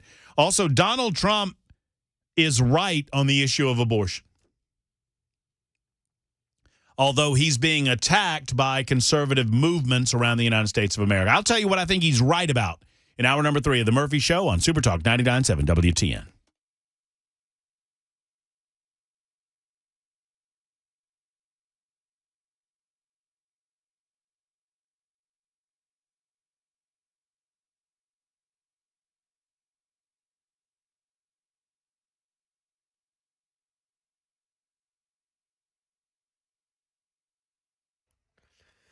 It is 2 o'clock. I'm Mac Maury with your top stories. Currently 80 degrees, a nice sunny day in Nashville. A lot of the same this week. Complete forecast 2 minutes away. Ukraine President Volodymyr Zelensky addressing the United Nations General Assembly today, calling for support in its war against Russia. Ukraine is doing everything to ensure that after Russian aggression, no one in the world will dare to attack any nation. Weaponization must be restrained. War crimes must be punished. Deported people must come back home. And the occupier must return to their own land. We must be united to make it, and we'll do it. Zelensky said the goal of the war for Russia is to turn Ukraine's land into a weapon against the international rules-based order. Right now in Tennessee, I-40 was closed this morning for over an hour and a half after a tractor-trailer and an SUV collided near the Smith and Putnam County lines around 8 o'clock. The tractor-trailer crossed over to westbound traffic as he was heading east and hit that SUV. One driver dealing with serious injuries and airlifted to the hospital. Investigations throughout the day on this crash may cause further road closures in that area. And retail is gearing up for the holidays with a hiring spree. Dave Packer reports. Brick and mortar and online shopping giants ramping up their workforce ahead of the Christmas holiday season. Target announcing it will hire some 100,000 seasonal employees for stores and back-end operations. And America's largest online retailer, Amazon, announcing it will bring on 250,000 employees in full-time, part-time, and seasonal fulfillment center and transportation roles. The company says its average pay for those roles is $20.50 an hour. And that is the latest news. Weather's next. I'm Mac Maury, WTN News.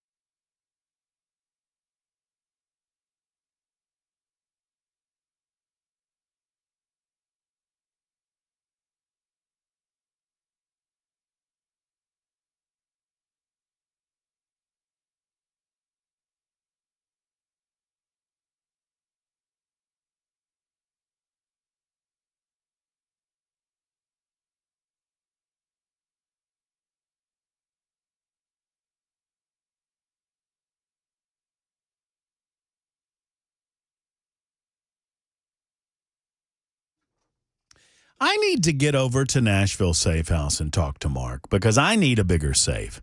I need a bigger gun safe. I should have gotten a bigger gun safe, but I didn't. But that was before Mark and the Safe House came into my life, and now they are in my life, and they're the largest Browning safe dealer in the United States of America. Really, they're the largest safe dealer in the United States of America. I mean, per what they have on the showroom floor and what they have in the warehouse. I mean, most days they have 600 safes in the warehouse, and they have new shipments coming in every day, and they've got safes going out every day. And yes, they charge you to deliver that heavy safe because they don't just embed it into the cost of the safe and call it free, because that's not the way Mark's going to treat you. But I'll tell you, Mark encourages you, and I've seen him do this with customers in the showroom. He encourages you to buy bigger than you think you will need, because eventually you will fill that safe with paperwork or valuables or jewelry or the weapons that keep you and your family safe. And when you do, you'll be like me and you think, man, I should have bought bigger when I bought at the Safe House. NashvilleSafehouse.com for more information about how you can go and see some of the incredible safes that they have on display. Rebates galore at Nashville Safe House right now. Go to NashvilleSafehouse.com, or better yet, stop by 4th Avenue South, right across from City Cemetery. Tell Mark and the team that Murphy sent you to Nashville Safe House.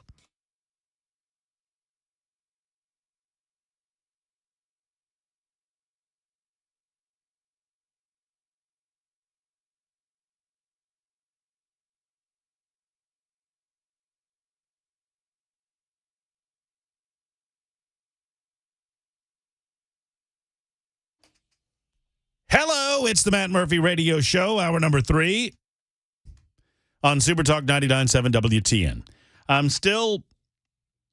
I try to remind you this on a regular basis. I'm not overstating the point. I know that there are many of you that come in, at a time of your choosing. Maybe you just got off work. Maybe you didn't have your radio on for whatever reason. Maybe you're just realizing, Murphy's on the air and I'm not listening. There are many that come and go over the course of the broadcast day. And so I don't want you to think that I'm spitting up all over you. And I just remind you that I got a little throat issue as a result of my flu-like diagnosis. That's what I'll call it. I'm not going to call it a COVID diagnosis, a flu-like diagnosis. I'm happy to note in my experience that everything seemed to have calmed down. It wasn't that long ago, when I'm elephantine about these things, I remember, so you don't have to, that America freaked out. And the first 3 or so months of that freak out was completely understandable. I say that, completely understandable. Inasmuch as we had no idea what we were dealing with, we had no idea what was fact and what was fiction. We had no idea how to discern what was truth and what was not truth. I mean, hell, there was a time, and I'm not going to be that guy that has selective memory that suggests to you that I knew from the beginning that Anthony Fauci was I didn't know who Anthony Fauci was from Adam's House Cat. I didn't know. She's calling back. We had a line issue. What to make of him. But I know now what to make of him. So there was a time where we didn't know what was going on. And I do science. And in the midst of that period of time, a lot of decisions were made about health and safety that came to frustrate a lot of Americans. And a lot of businesses made certain decisions about how they were going to handle the COVID-19 situation, collectively as a business and individually for you and your families. And so there was a time when if you told your business that you had COVID, you were out, man, for weeks. I avoided COVID. I didn't catch COVID. COVID caught me. I avoided COVID until I got to Nashville, Tennessee. And what was it? It was January of 2022. I think it was February. Well, but yeah, around that, it was winter of 2022. First of the year. I felt like it was the last week of January, but I could be wrong. It could be the first week of February. One way or the other, that's when I had to convalesce in the grand old RV resort, Convalescence Home in Bat Meat Market, and spent a couple of weeks broadcasting from said same as a result of the company's policies preventing me from coming back to work. Well, I contracted COVID-19 during my vacation. Again, I tested only because I was stopping by my in-laws. My father-in-law's having shoulder surgery. They're in their late 70s, so I don't want to get anybody sick. And so I just wanted to know if I had just a regular old cold or maybe if it was something a little bit more communicable. And it, turns out I had COVID. I was pleasantly surprised to learn that our business had altered their model with regard to how they handle COVID. And I mean, I think I'm okay in saying that our model is based on days and symptoms. And so you have to go back to the first day that you noticed symptoms, specifically a fever, and then that starts the clock at day 0, and you have to get to a certain amount of days, and then you have to be a certain amount of days fever-free. And at that point, you're allowed to reassimilate into the general population of your business. You were vaccinated, weren't you? Yeah. And now you're claiming that you got COVID again. So you're a vaccine denier is what you are. Probably in more ways than one, Bill. So you got vaccinated. Now you're trying to convince us you got COVID. So you're saying the vaccine didn't work. That's what you're trying to say. As far as all of you know, I got vaccinated. That's what, as a matter of fact, I can tell you right now. As far as this vaccine record card says, I got vaccinated. Okay. So you're saying the vaccine didn't work. I just want to be clear on that. That's what I'm saying. I am a vaccine denier because apparently it happened to me again. I don't know how that could have happened. So you got vaccinated and you've had COVID twice. Since my vaccination. I think this was clearly just an obvious attempt on your part to get an extra week of vacation while you were broadcasting from home. Don't underestimate the value of spending time in a 29-foot by 8-foot space for weeks on end until you do it, because it was a blast. All the the viruses and I got to know one another, baby. I named them, all of them. COVID and all of his little buddies. Anyway, you'll have to keep from crying about this thing. Of course, yes, Bell points out it was never a, quote, vaccine. Because in the traditional definition of vaccines actually prevent you from, you know what? I've been inoculated from polio as far as I know. Haven't you? Right? Yeah. And do you have a fear of getting polio? Not really. No, I don't either. Not much. I don't either. You know why? Because we've been vaccinated against polio. You would think that the word would mean the same thing. It doesn't anymore. But you joke, but there's a more serious side to this, and it is the effort, the push, for whatever reason, to take us back to the days where we are disallowed from being around family members.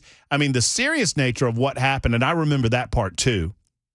We can joke about it, but family members were prevented from seeing their loved ones while their loved ones were on their deathbeds. There's a story out there similar to this going on right now, and it's an example of the effort on the part of some within the establishment and on the political left to bring COVID policies back. Debbie Matthews, a good friend of the show. You know her from Columbia, Tennessee. She joins us on the Murphy Show hotline right now to talk about an experience that she had. Debbie, I hope you're well. How are you? Hey, it's so good to have you back in Tennessee. I'm sorry you were sick, but I hope you had a good time on your vacation. And I'm sitting in a hayfield in North Carolina, wanting to join y'all.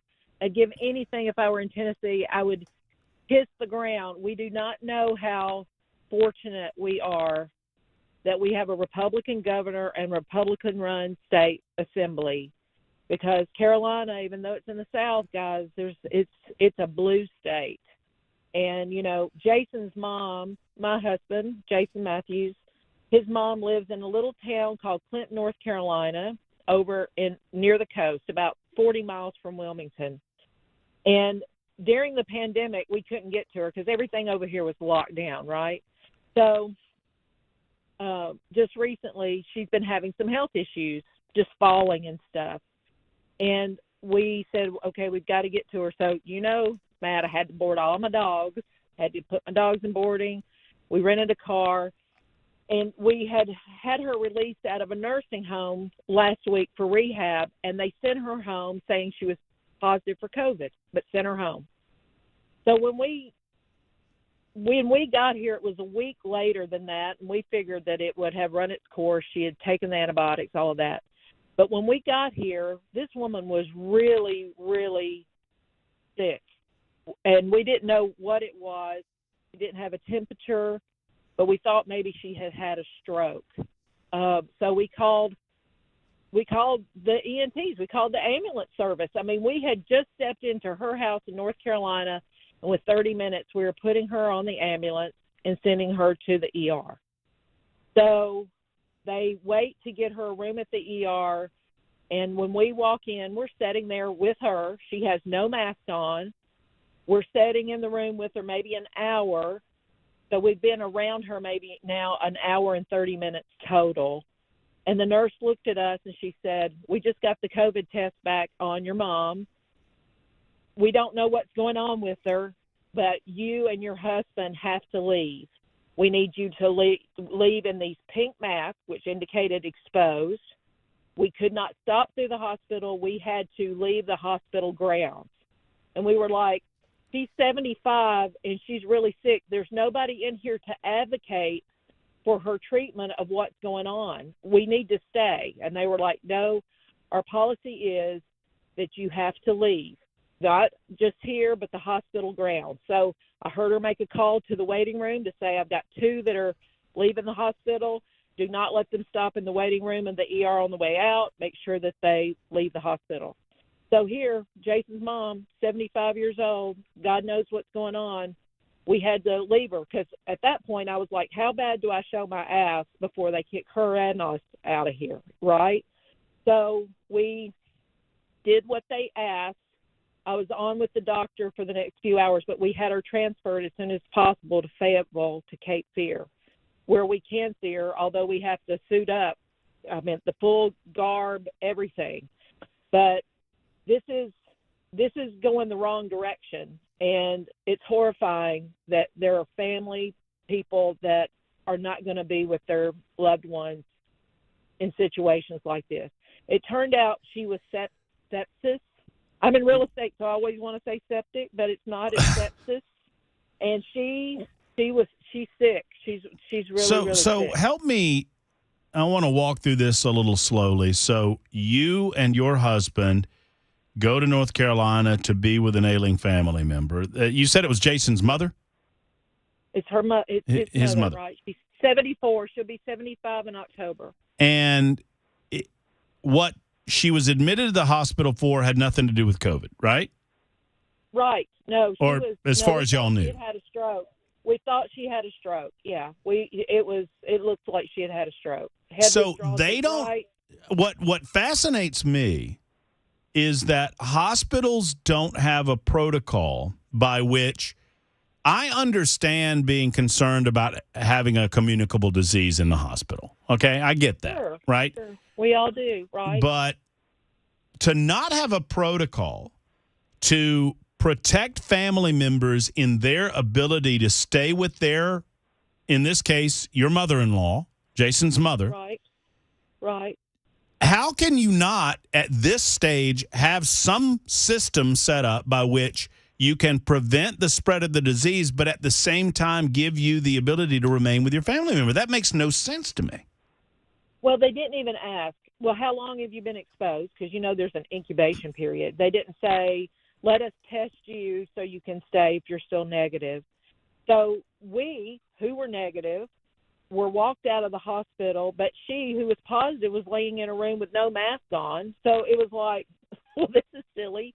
We could have stayed in the room with her while she didn't have a mask on, not infecting anyone else. I mean, she was in a contained, closed-door room in the ER.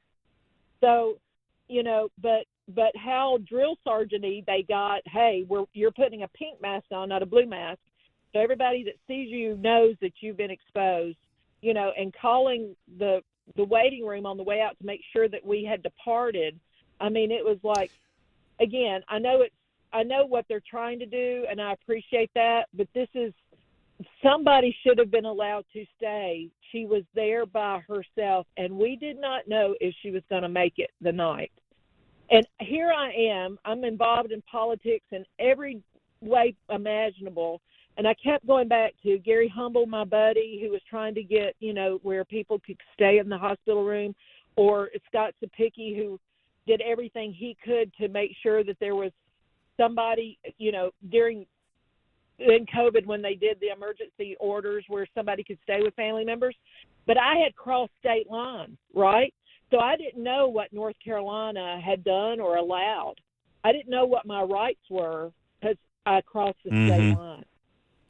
And that's like, okay, what do I have over here? You may have said this, Debbie, and I may have missed it. But what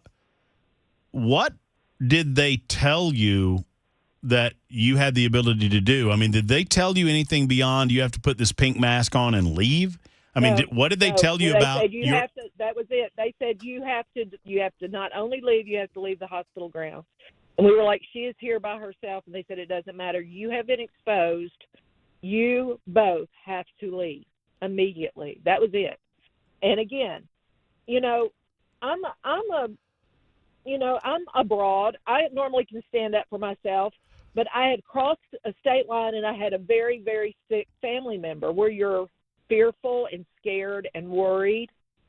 And then you're like, I'm in a different state. I don't know what my rights are here. So if somebody's listening, if Andy Ogles is listening or any other congressional person is listening, we need a national Patients' Bill of Rights, that it is the same from stem to stern in this country, that we know that there's going to be somebody, a family member cannot die by themselves anymore. We're going to look back at that time in 2020 and 2021 with one of the lowest, most fear-based decisions this country ever made to allow our family members to pass alone.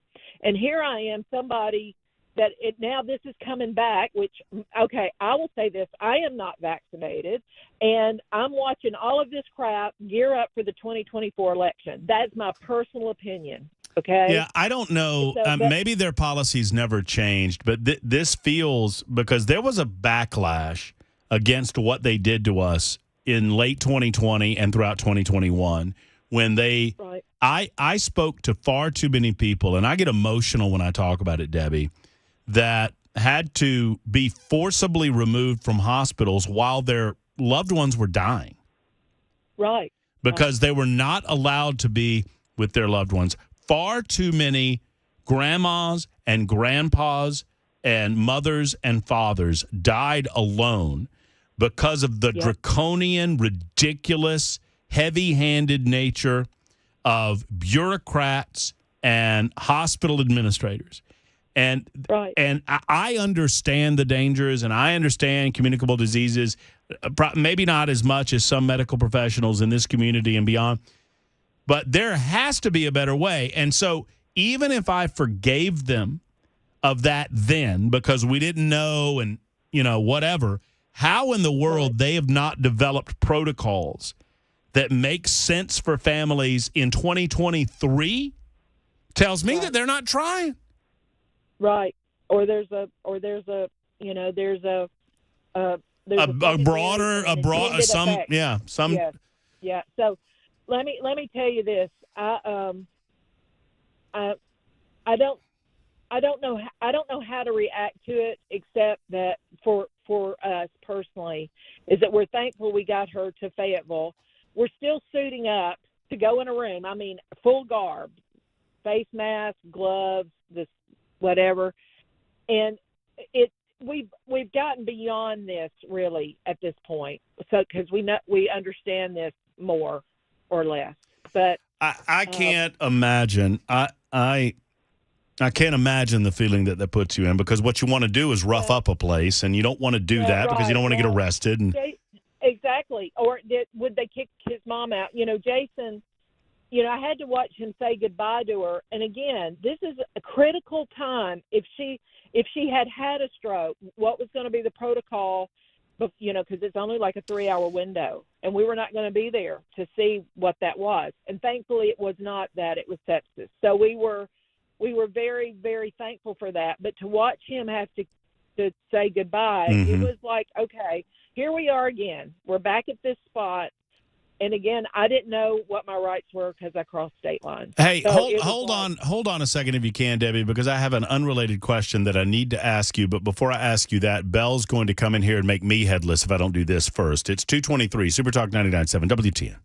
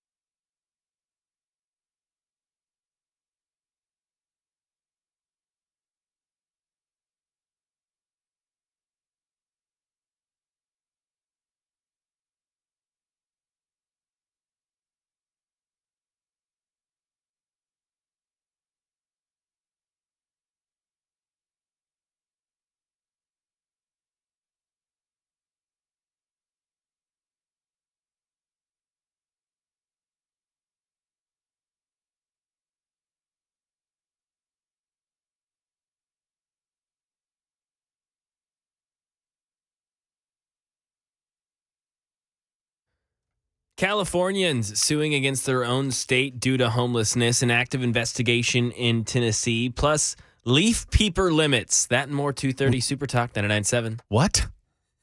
What? Say that again? Leaf peeper. Are you saying leaf peeper?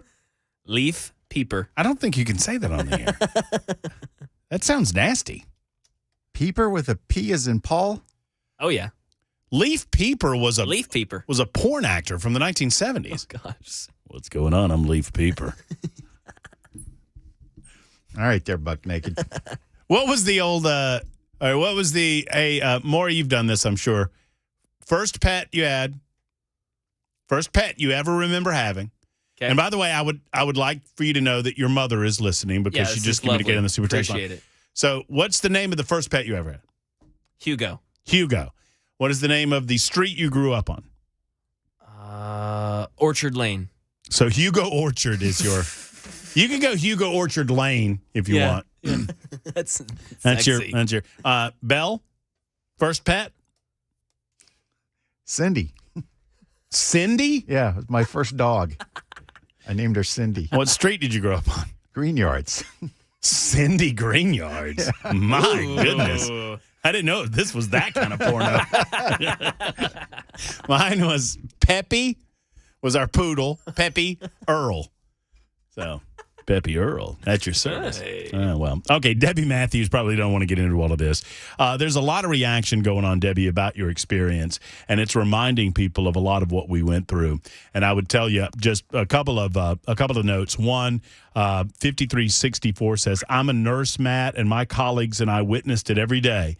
We literally begged them to allow family members to stay. And they would not allow family members to stay. And then another person, my uncle died alone. All of his kids were there, and they would not let them in. He died with the COVID. I mean, people remember this, and it is just ridiculous. I know this happened in Kentucky, but it is absurd beyond belief that there are not better. This is North Carolina. I mean, North Carolina, North Carolina. But it is absurd beyond belief that they don't have a better process in place. Well, let me say this. I posted it the next day after we got Gail situated. I actually posted it on Facebook, and I had not only my Republican friends but my Democratic friends. I mean, this crosses everybody's political spectrum. Everybody cares about this issue. They care about family members advocating for the medical of their family. And even on the best day in a hospital, you better be there advocating for yourself, because there's too many people. The system is whacked, right? But when it's an emergency situation and you don't have somebody there overseeing, mistakes, everybody needs an advocate there. We've got to figure this out. But I was shocked that happened to us. And so here we are again.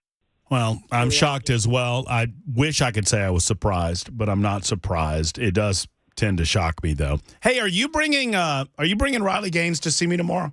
I'm trying. Riley's been in D.C. the last 2 days, and I was actually trying to get her on your show today to talk about that there's an event in Columbia, Tennessee tomorrow night at the Memorial Building at 6 o'clock where Riley is speaking about what she's had to go through. Riley Gaines, if you all don't know who she is, but most people do, she was a college swimmer that won, I think, 12 All-American championships. I think she was 5 SEC swimming championships. I mean, this girl is a rock star in the swimming world, but she had to compete against the male from the University of Connecticut, Leah Thomas, I think was his name. And I think they tied, but they gave him the trophy. Yep. So she is in Columbia tomorrow night. The Conservative Republicans of Murray County, which I'm the chair, we are co-hosting or co-sponsoring this event with Sheila Butt and Monty Steed of Caledonia Financial. We're bringing Leah into Columbia. Tickets are still available, but everybody that cares about girls and girl sports and women in general, because it feels like you're getting erased out, even beauty pageants or Miss Universe or whatever, and a birthing person. I mean, women's issues matter, but especially in girls' sports, we have nowhere to go. If men, it's sort of like European basketball, right? The guys that can't make the NBA here, they go play in Europe. Right. It's like guys that can't make it in the U.S., they're going to now play women's sports. Well, so they can win. Debbie, I wish the event well. Let's promote it some more tomorrow. I just sent Riley Gaines a message. It said, come see me tomorrow before the Columbia event. We can promote it. Matt Murphy. So let's see if she stops by. I'd love to see her. Well, she wants to. I know she's supposed to be on the radio on WKOM in the morning with me. She's zooming in. I'm hoping that she can be with y'all. I want her to come in studio tomorrow to be with you to talk about this. Yeah, so, Belle says we're not allowed to have her on the radio anymore unless we bring her in studio. Isn't that your rule, Belle? Yeah, she's always got an excuse why she can't come by, and then I turn the TV on and she's all over the place. Well, I mean, yeah. I know. No, and again, I think 4 days ago she announced a lawsuit against this Leah Thomas. I mean, they're suing her. So I can't wait to hear that, because I think it's going to have to be taken up in the courts, because, political correctness now is permeating everywhere. The woke agenda is everywhere. You can't get away from it. I don't care, what happens.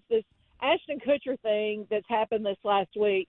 He writes a letter because his friend is in trouble out of loyalty of friendship, saying, I've watched the guy as, a dad or whatever, and then everybody comes in on him, and now... Well, and then he reverses. It's ridiculous. Look, I got to scoot. I got to scoot right now, but I want to talk more about the Columbia event. We'll do that tomorrow, and I'm so sorry that this happened to your family, Debbie. It strikes way too close to home for way too many people. Got to scoot now. Mac Morey's on the news. It's 2:33 on Super Talk.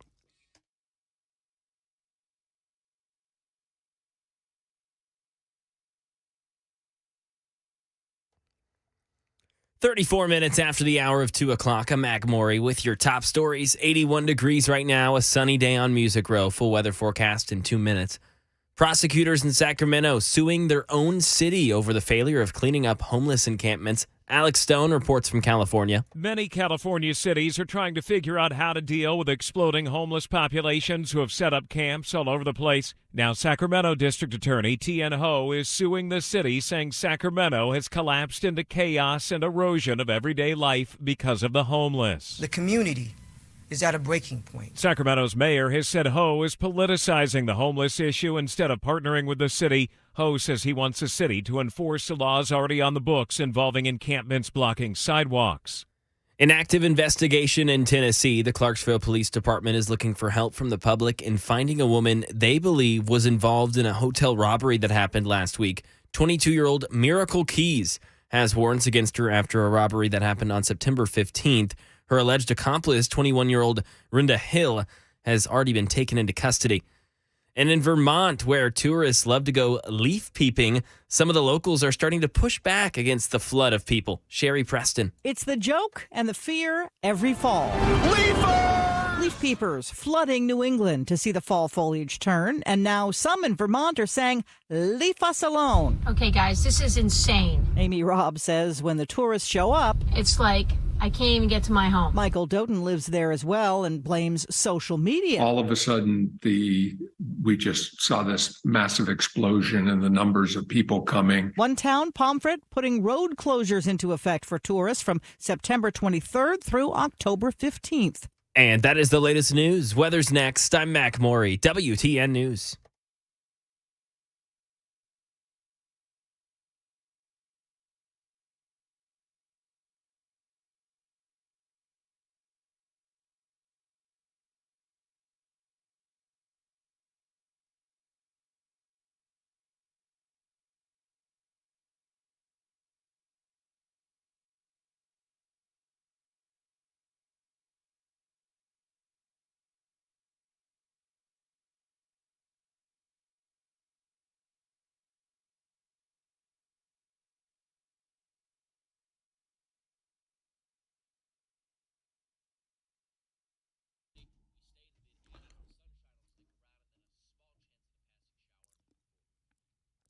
Allow me to give you a recreation of the last consultation that I had with Rachel, my nutritionist, my dietitian at PhD Weight Loss, because it was the first time we had a chance to talk post-vacation. And Rachel and I talked about me going on vacation, and she warned me of some of the pitfalls. And she said, look, vacations are tough because you want to enjoy yourself. You don't want to worry about the structure of weight loss, but at the same time, you want to make the right choices. And this is a part of what we want to get back to eventually when you get back to your goal weight. When you get to your goal weight, you're going to be making these decisions when you're out and about all the time. And I was so happy to have this conversation with Rachel to tell her that I lost 2+ pounds while on vacation, while doing a little bit of cheating, let's be honest. But at the same time, I had the structure in place. I had the knowledge, the valuable expertise of Rachel and the team that Dr. Ashley Lucas has put together at PhD Weight Loss. Friends, I've lost 34+ pounds with PhD Weight Loss. It works. I'm well on my way to my goal. I'm so happy. I could not feel better. I feel great. The clothes are fitting. I'm putting on looser and looser clothing, and I'm fitting into things I haven't fit into in years. It's all thanks to PhD Weight Loss. Men lose 3 to 5 pounds a week, women 2 to 3 pounds a week, and don't forget, PhD Weight Loss guarantee that if you don't get within 5 pounds of your target weight by the end of your program, they continue to coach you for free until you do. That's the PhD guarantee. Visit myphdweightloss.com today. myphdweightloss.com and do like I did. Begin losing weight with PhD.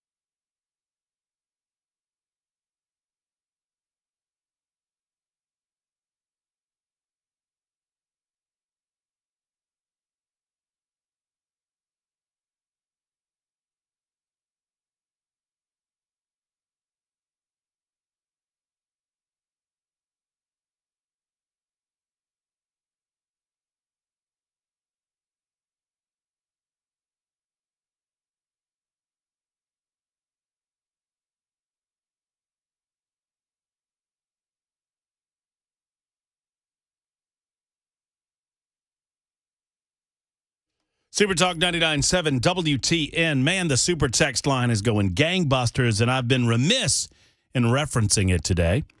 Light on the phones today, but you still have time. 615-737-9986. I don't know what this is in reference to, but ask Mac Morey if he covered this story in the news. I was not listening, and I apologize. I should make it a point to listen. But, Bell, this coming in from the super text line on 0344's line, it says, okay, let me get this straight. You've got tourists going to the Northeast to pick up leaves, and you're blocking streets, not allowing them to go down, forgetting that while they're up there gathering leaves, they're spending money in your neighborhood for food, lodging, and gas. And I said, was this in the Mac Morey newscast? And the person said, I think so. You guys were talking about a leaf limit. New Englanders complaining about tourism. Mac, help me. So yeah, this is what happens when I miss your newscast. This came Which in is most times. Sadly, it is because I got other things going on. So someone asks, let me get this straight.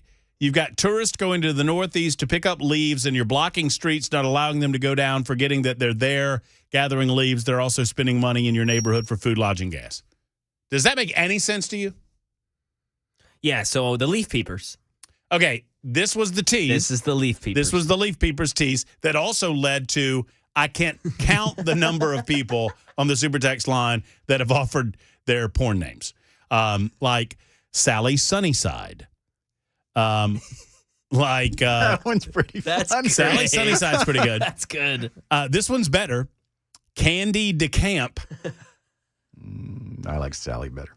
You know, what do you do at Candy DeCamp? Do you you pitch a tent? You look on the Sally Sunny side. Don't ruin my punchline? I'm trying to save you. No, that's probably. He's like, dude, shut up. Shut your mouth. Hugo Orchard is also his password security answer, everybody. Yeah, somebody's getting mad. They're like, don't ask these questions on the radio because these are all your security answers to your security questions. And blah, blah, blah, blah, blah. No. What I want to know from this Sarge Mendez, Rex Brookside. Okay, anyway, go ahead. Tell me about the leaf peepers.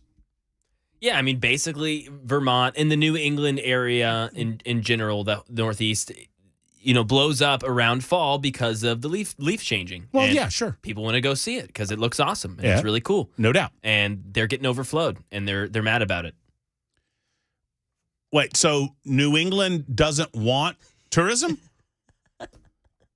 Right? That's why I ran the story. I was hoping someone would pick up on this. Right? So the people in Vermont and New Hampshire, and those are weird people, by the way. I've been up there amongst them. Good people, many of them, but Vermont's a little weird. New Hampshire is like, give me liberty or give me death. Like, keep away from me. We don't want your kind here.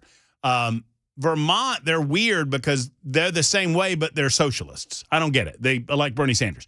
So Vermont, Maine, New Hampshire, they're like, keep yourselves back in Tennessee. We don't need you up here. That's the basic premise. Yeah, and one town's even putting road closures into effect for tourists for 3 weeks, and I guess regulars are pretty mad about it. Wait, so I don't understand how they can do that. I mean, I guess.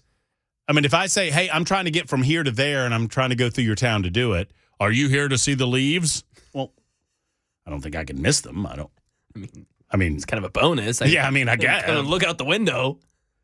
There was an entire episode of Family Guy about the peepers. Leaf peepers? Yeah, about how much the people in New England hate them. Wasn't Leaf Peepers the lead singer of a band back in the 1970s? No, that was Leif Garrett. There's a joke in there somewhere. Have either of you been to the Northeast during the time of leaf changing? It's pretty impressive. I try to avoid that part of the country at all costs. Well, you miss out, Bell. That's fine. Let me tell you. I'm good with that. The state of New York is an absolutely beautiful place. Yeah. New York City is a crap hole. It is the butthole of New York State. That's the only place I've been in the whole Northeast. But New York State as a state, I mean, it would remind you of Tennessee in the summertime, certainly. Really? Oh, that's well, awesome. You know what? I live in Tennessee, so I'll just stay here and enjoy the real thing instead of being reminded of it. I mean, Pennsylvania is basically Alabama with Pittsburgh on one side and Philadelphia on the other side. And more coal. And a little more, well, Alabama's got coal too, so a little more coal as well. Hey, all right, this story that we opened the show with, and I want to close it out with it before we visit with Brian Wilson and find out what's going on the drive with Brian Wilson this afternoon from 3 until 7. So 48-year-old David Johnson has now told police, this was originally in, I think it was Scoop, Nashville, that he didn't like the fact that Diego Jimenez had a fruit stand in a public area near his property on Antioch Pike. So late Sunday night, Johnson made the decision to park his vehicle next to the fruit vendor's street stand, and he proceeded to, and you can find this information online, it's readily available, he proceeded to throw in his stuff all over the joint and demanding that he pick up all of his crap and get out of there. He began to throw and destroy all of the fruit from the canopied cart. He then picked up the table as well as the canopy and flipped those over too. He destroyed most of the fruit stand and just about all of the products. The estimate was that the products were valued at around $3,000. Due to the felonious amount of the vandalism, once police arrived at the scene, David Johnson, 48 years of age, was immediately taken into custody and transported for booking. Now, this is normally a story that I would leave for Scoop Nashville or, organizations of their ilk, except for the amount of liberal politicians that have decided to weigh in, like John Ray Clemens. If you don't know who John Ray Clemens is, old John Ray is a Democrat state representative from Tennessee District number 55. He's the chair of the Tennessee Democrats. And John Ray had this to say about the situation. Infuriating and sad. Racism and hatred have no place in our community. We must not tolerate this type of abhorrent behavior. To which I responded, and I think it's worth noting that people like John Ray Clemens exist because they gin up issues that don't really exist. They live and breathe on creating dynamic issues that don't actually exist in real life. So when he says we must not tolerate this type of abhorrent, well, we don't. The behavior isn't tolerated, which is why it's against the law, which is why this schmuck was arrested and will be prosecuted. What more exactly does John Ray Clements want to do? Public flogging? Does he want him to be, tomatoed in the public square? It occurs to me that John Ray Clements doesn't step out against this type of abhorrent and awful behavior when it's not a middle-aged white guy engaging in the intolerant activity. But when it is, he piles on. It occurs to me that Democrats seem to want one system of justice for thee, yet another for me and my ilk. When it behooves me, I'll choose to defund the police. When it benefits me, I demand the police act post haste. We don't tolerate this behavior, John Ray, which is why David is in jail. And that's my thought about that. We'll catch up with Brian Wilson next on The Murphy Show on Super Talk 99.7 WTN. Hey, wait a second. Did you see the title of the No, stream? and I keep forgetting to get you to remind me to tell me what the titles are at the beginning of the show. Matt Murphy, the accusations of imminent charges are greatly exaggerated. Noon to 3 p.m. Subtitled, The Libertarian Lunch, Stealth Mode but not pilotless. From now on, we're going to call it the Peppy Earl Show on Super Talk 99.7 WTN.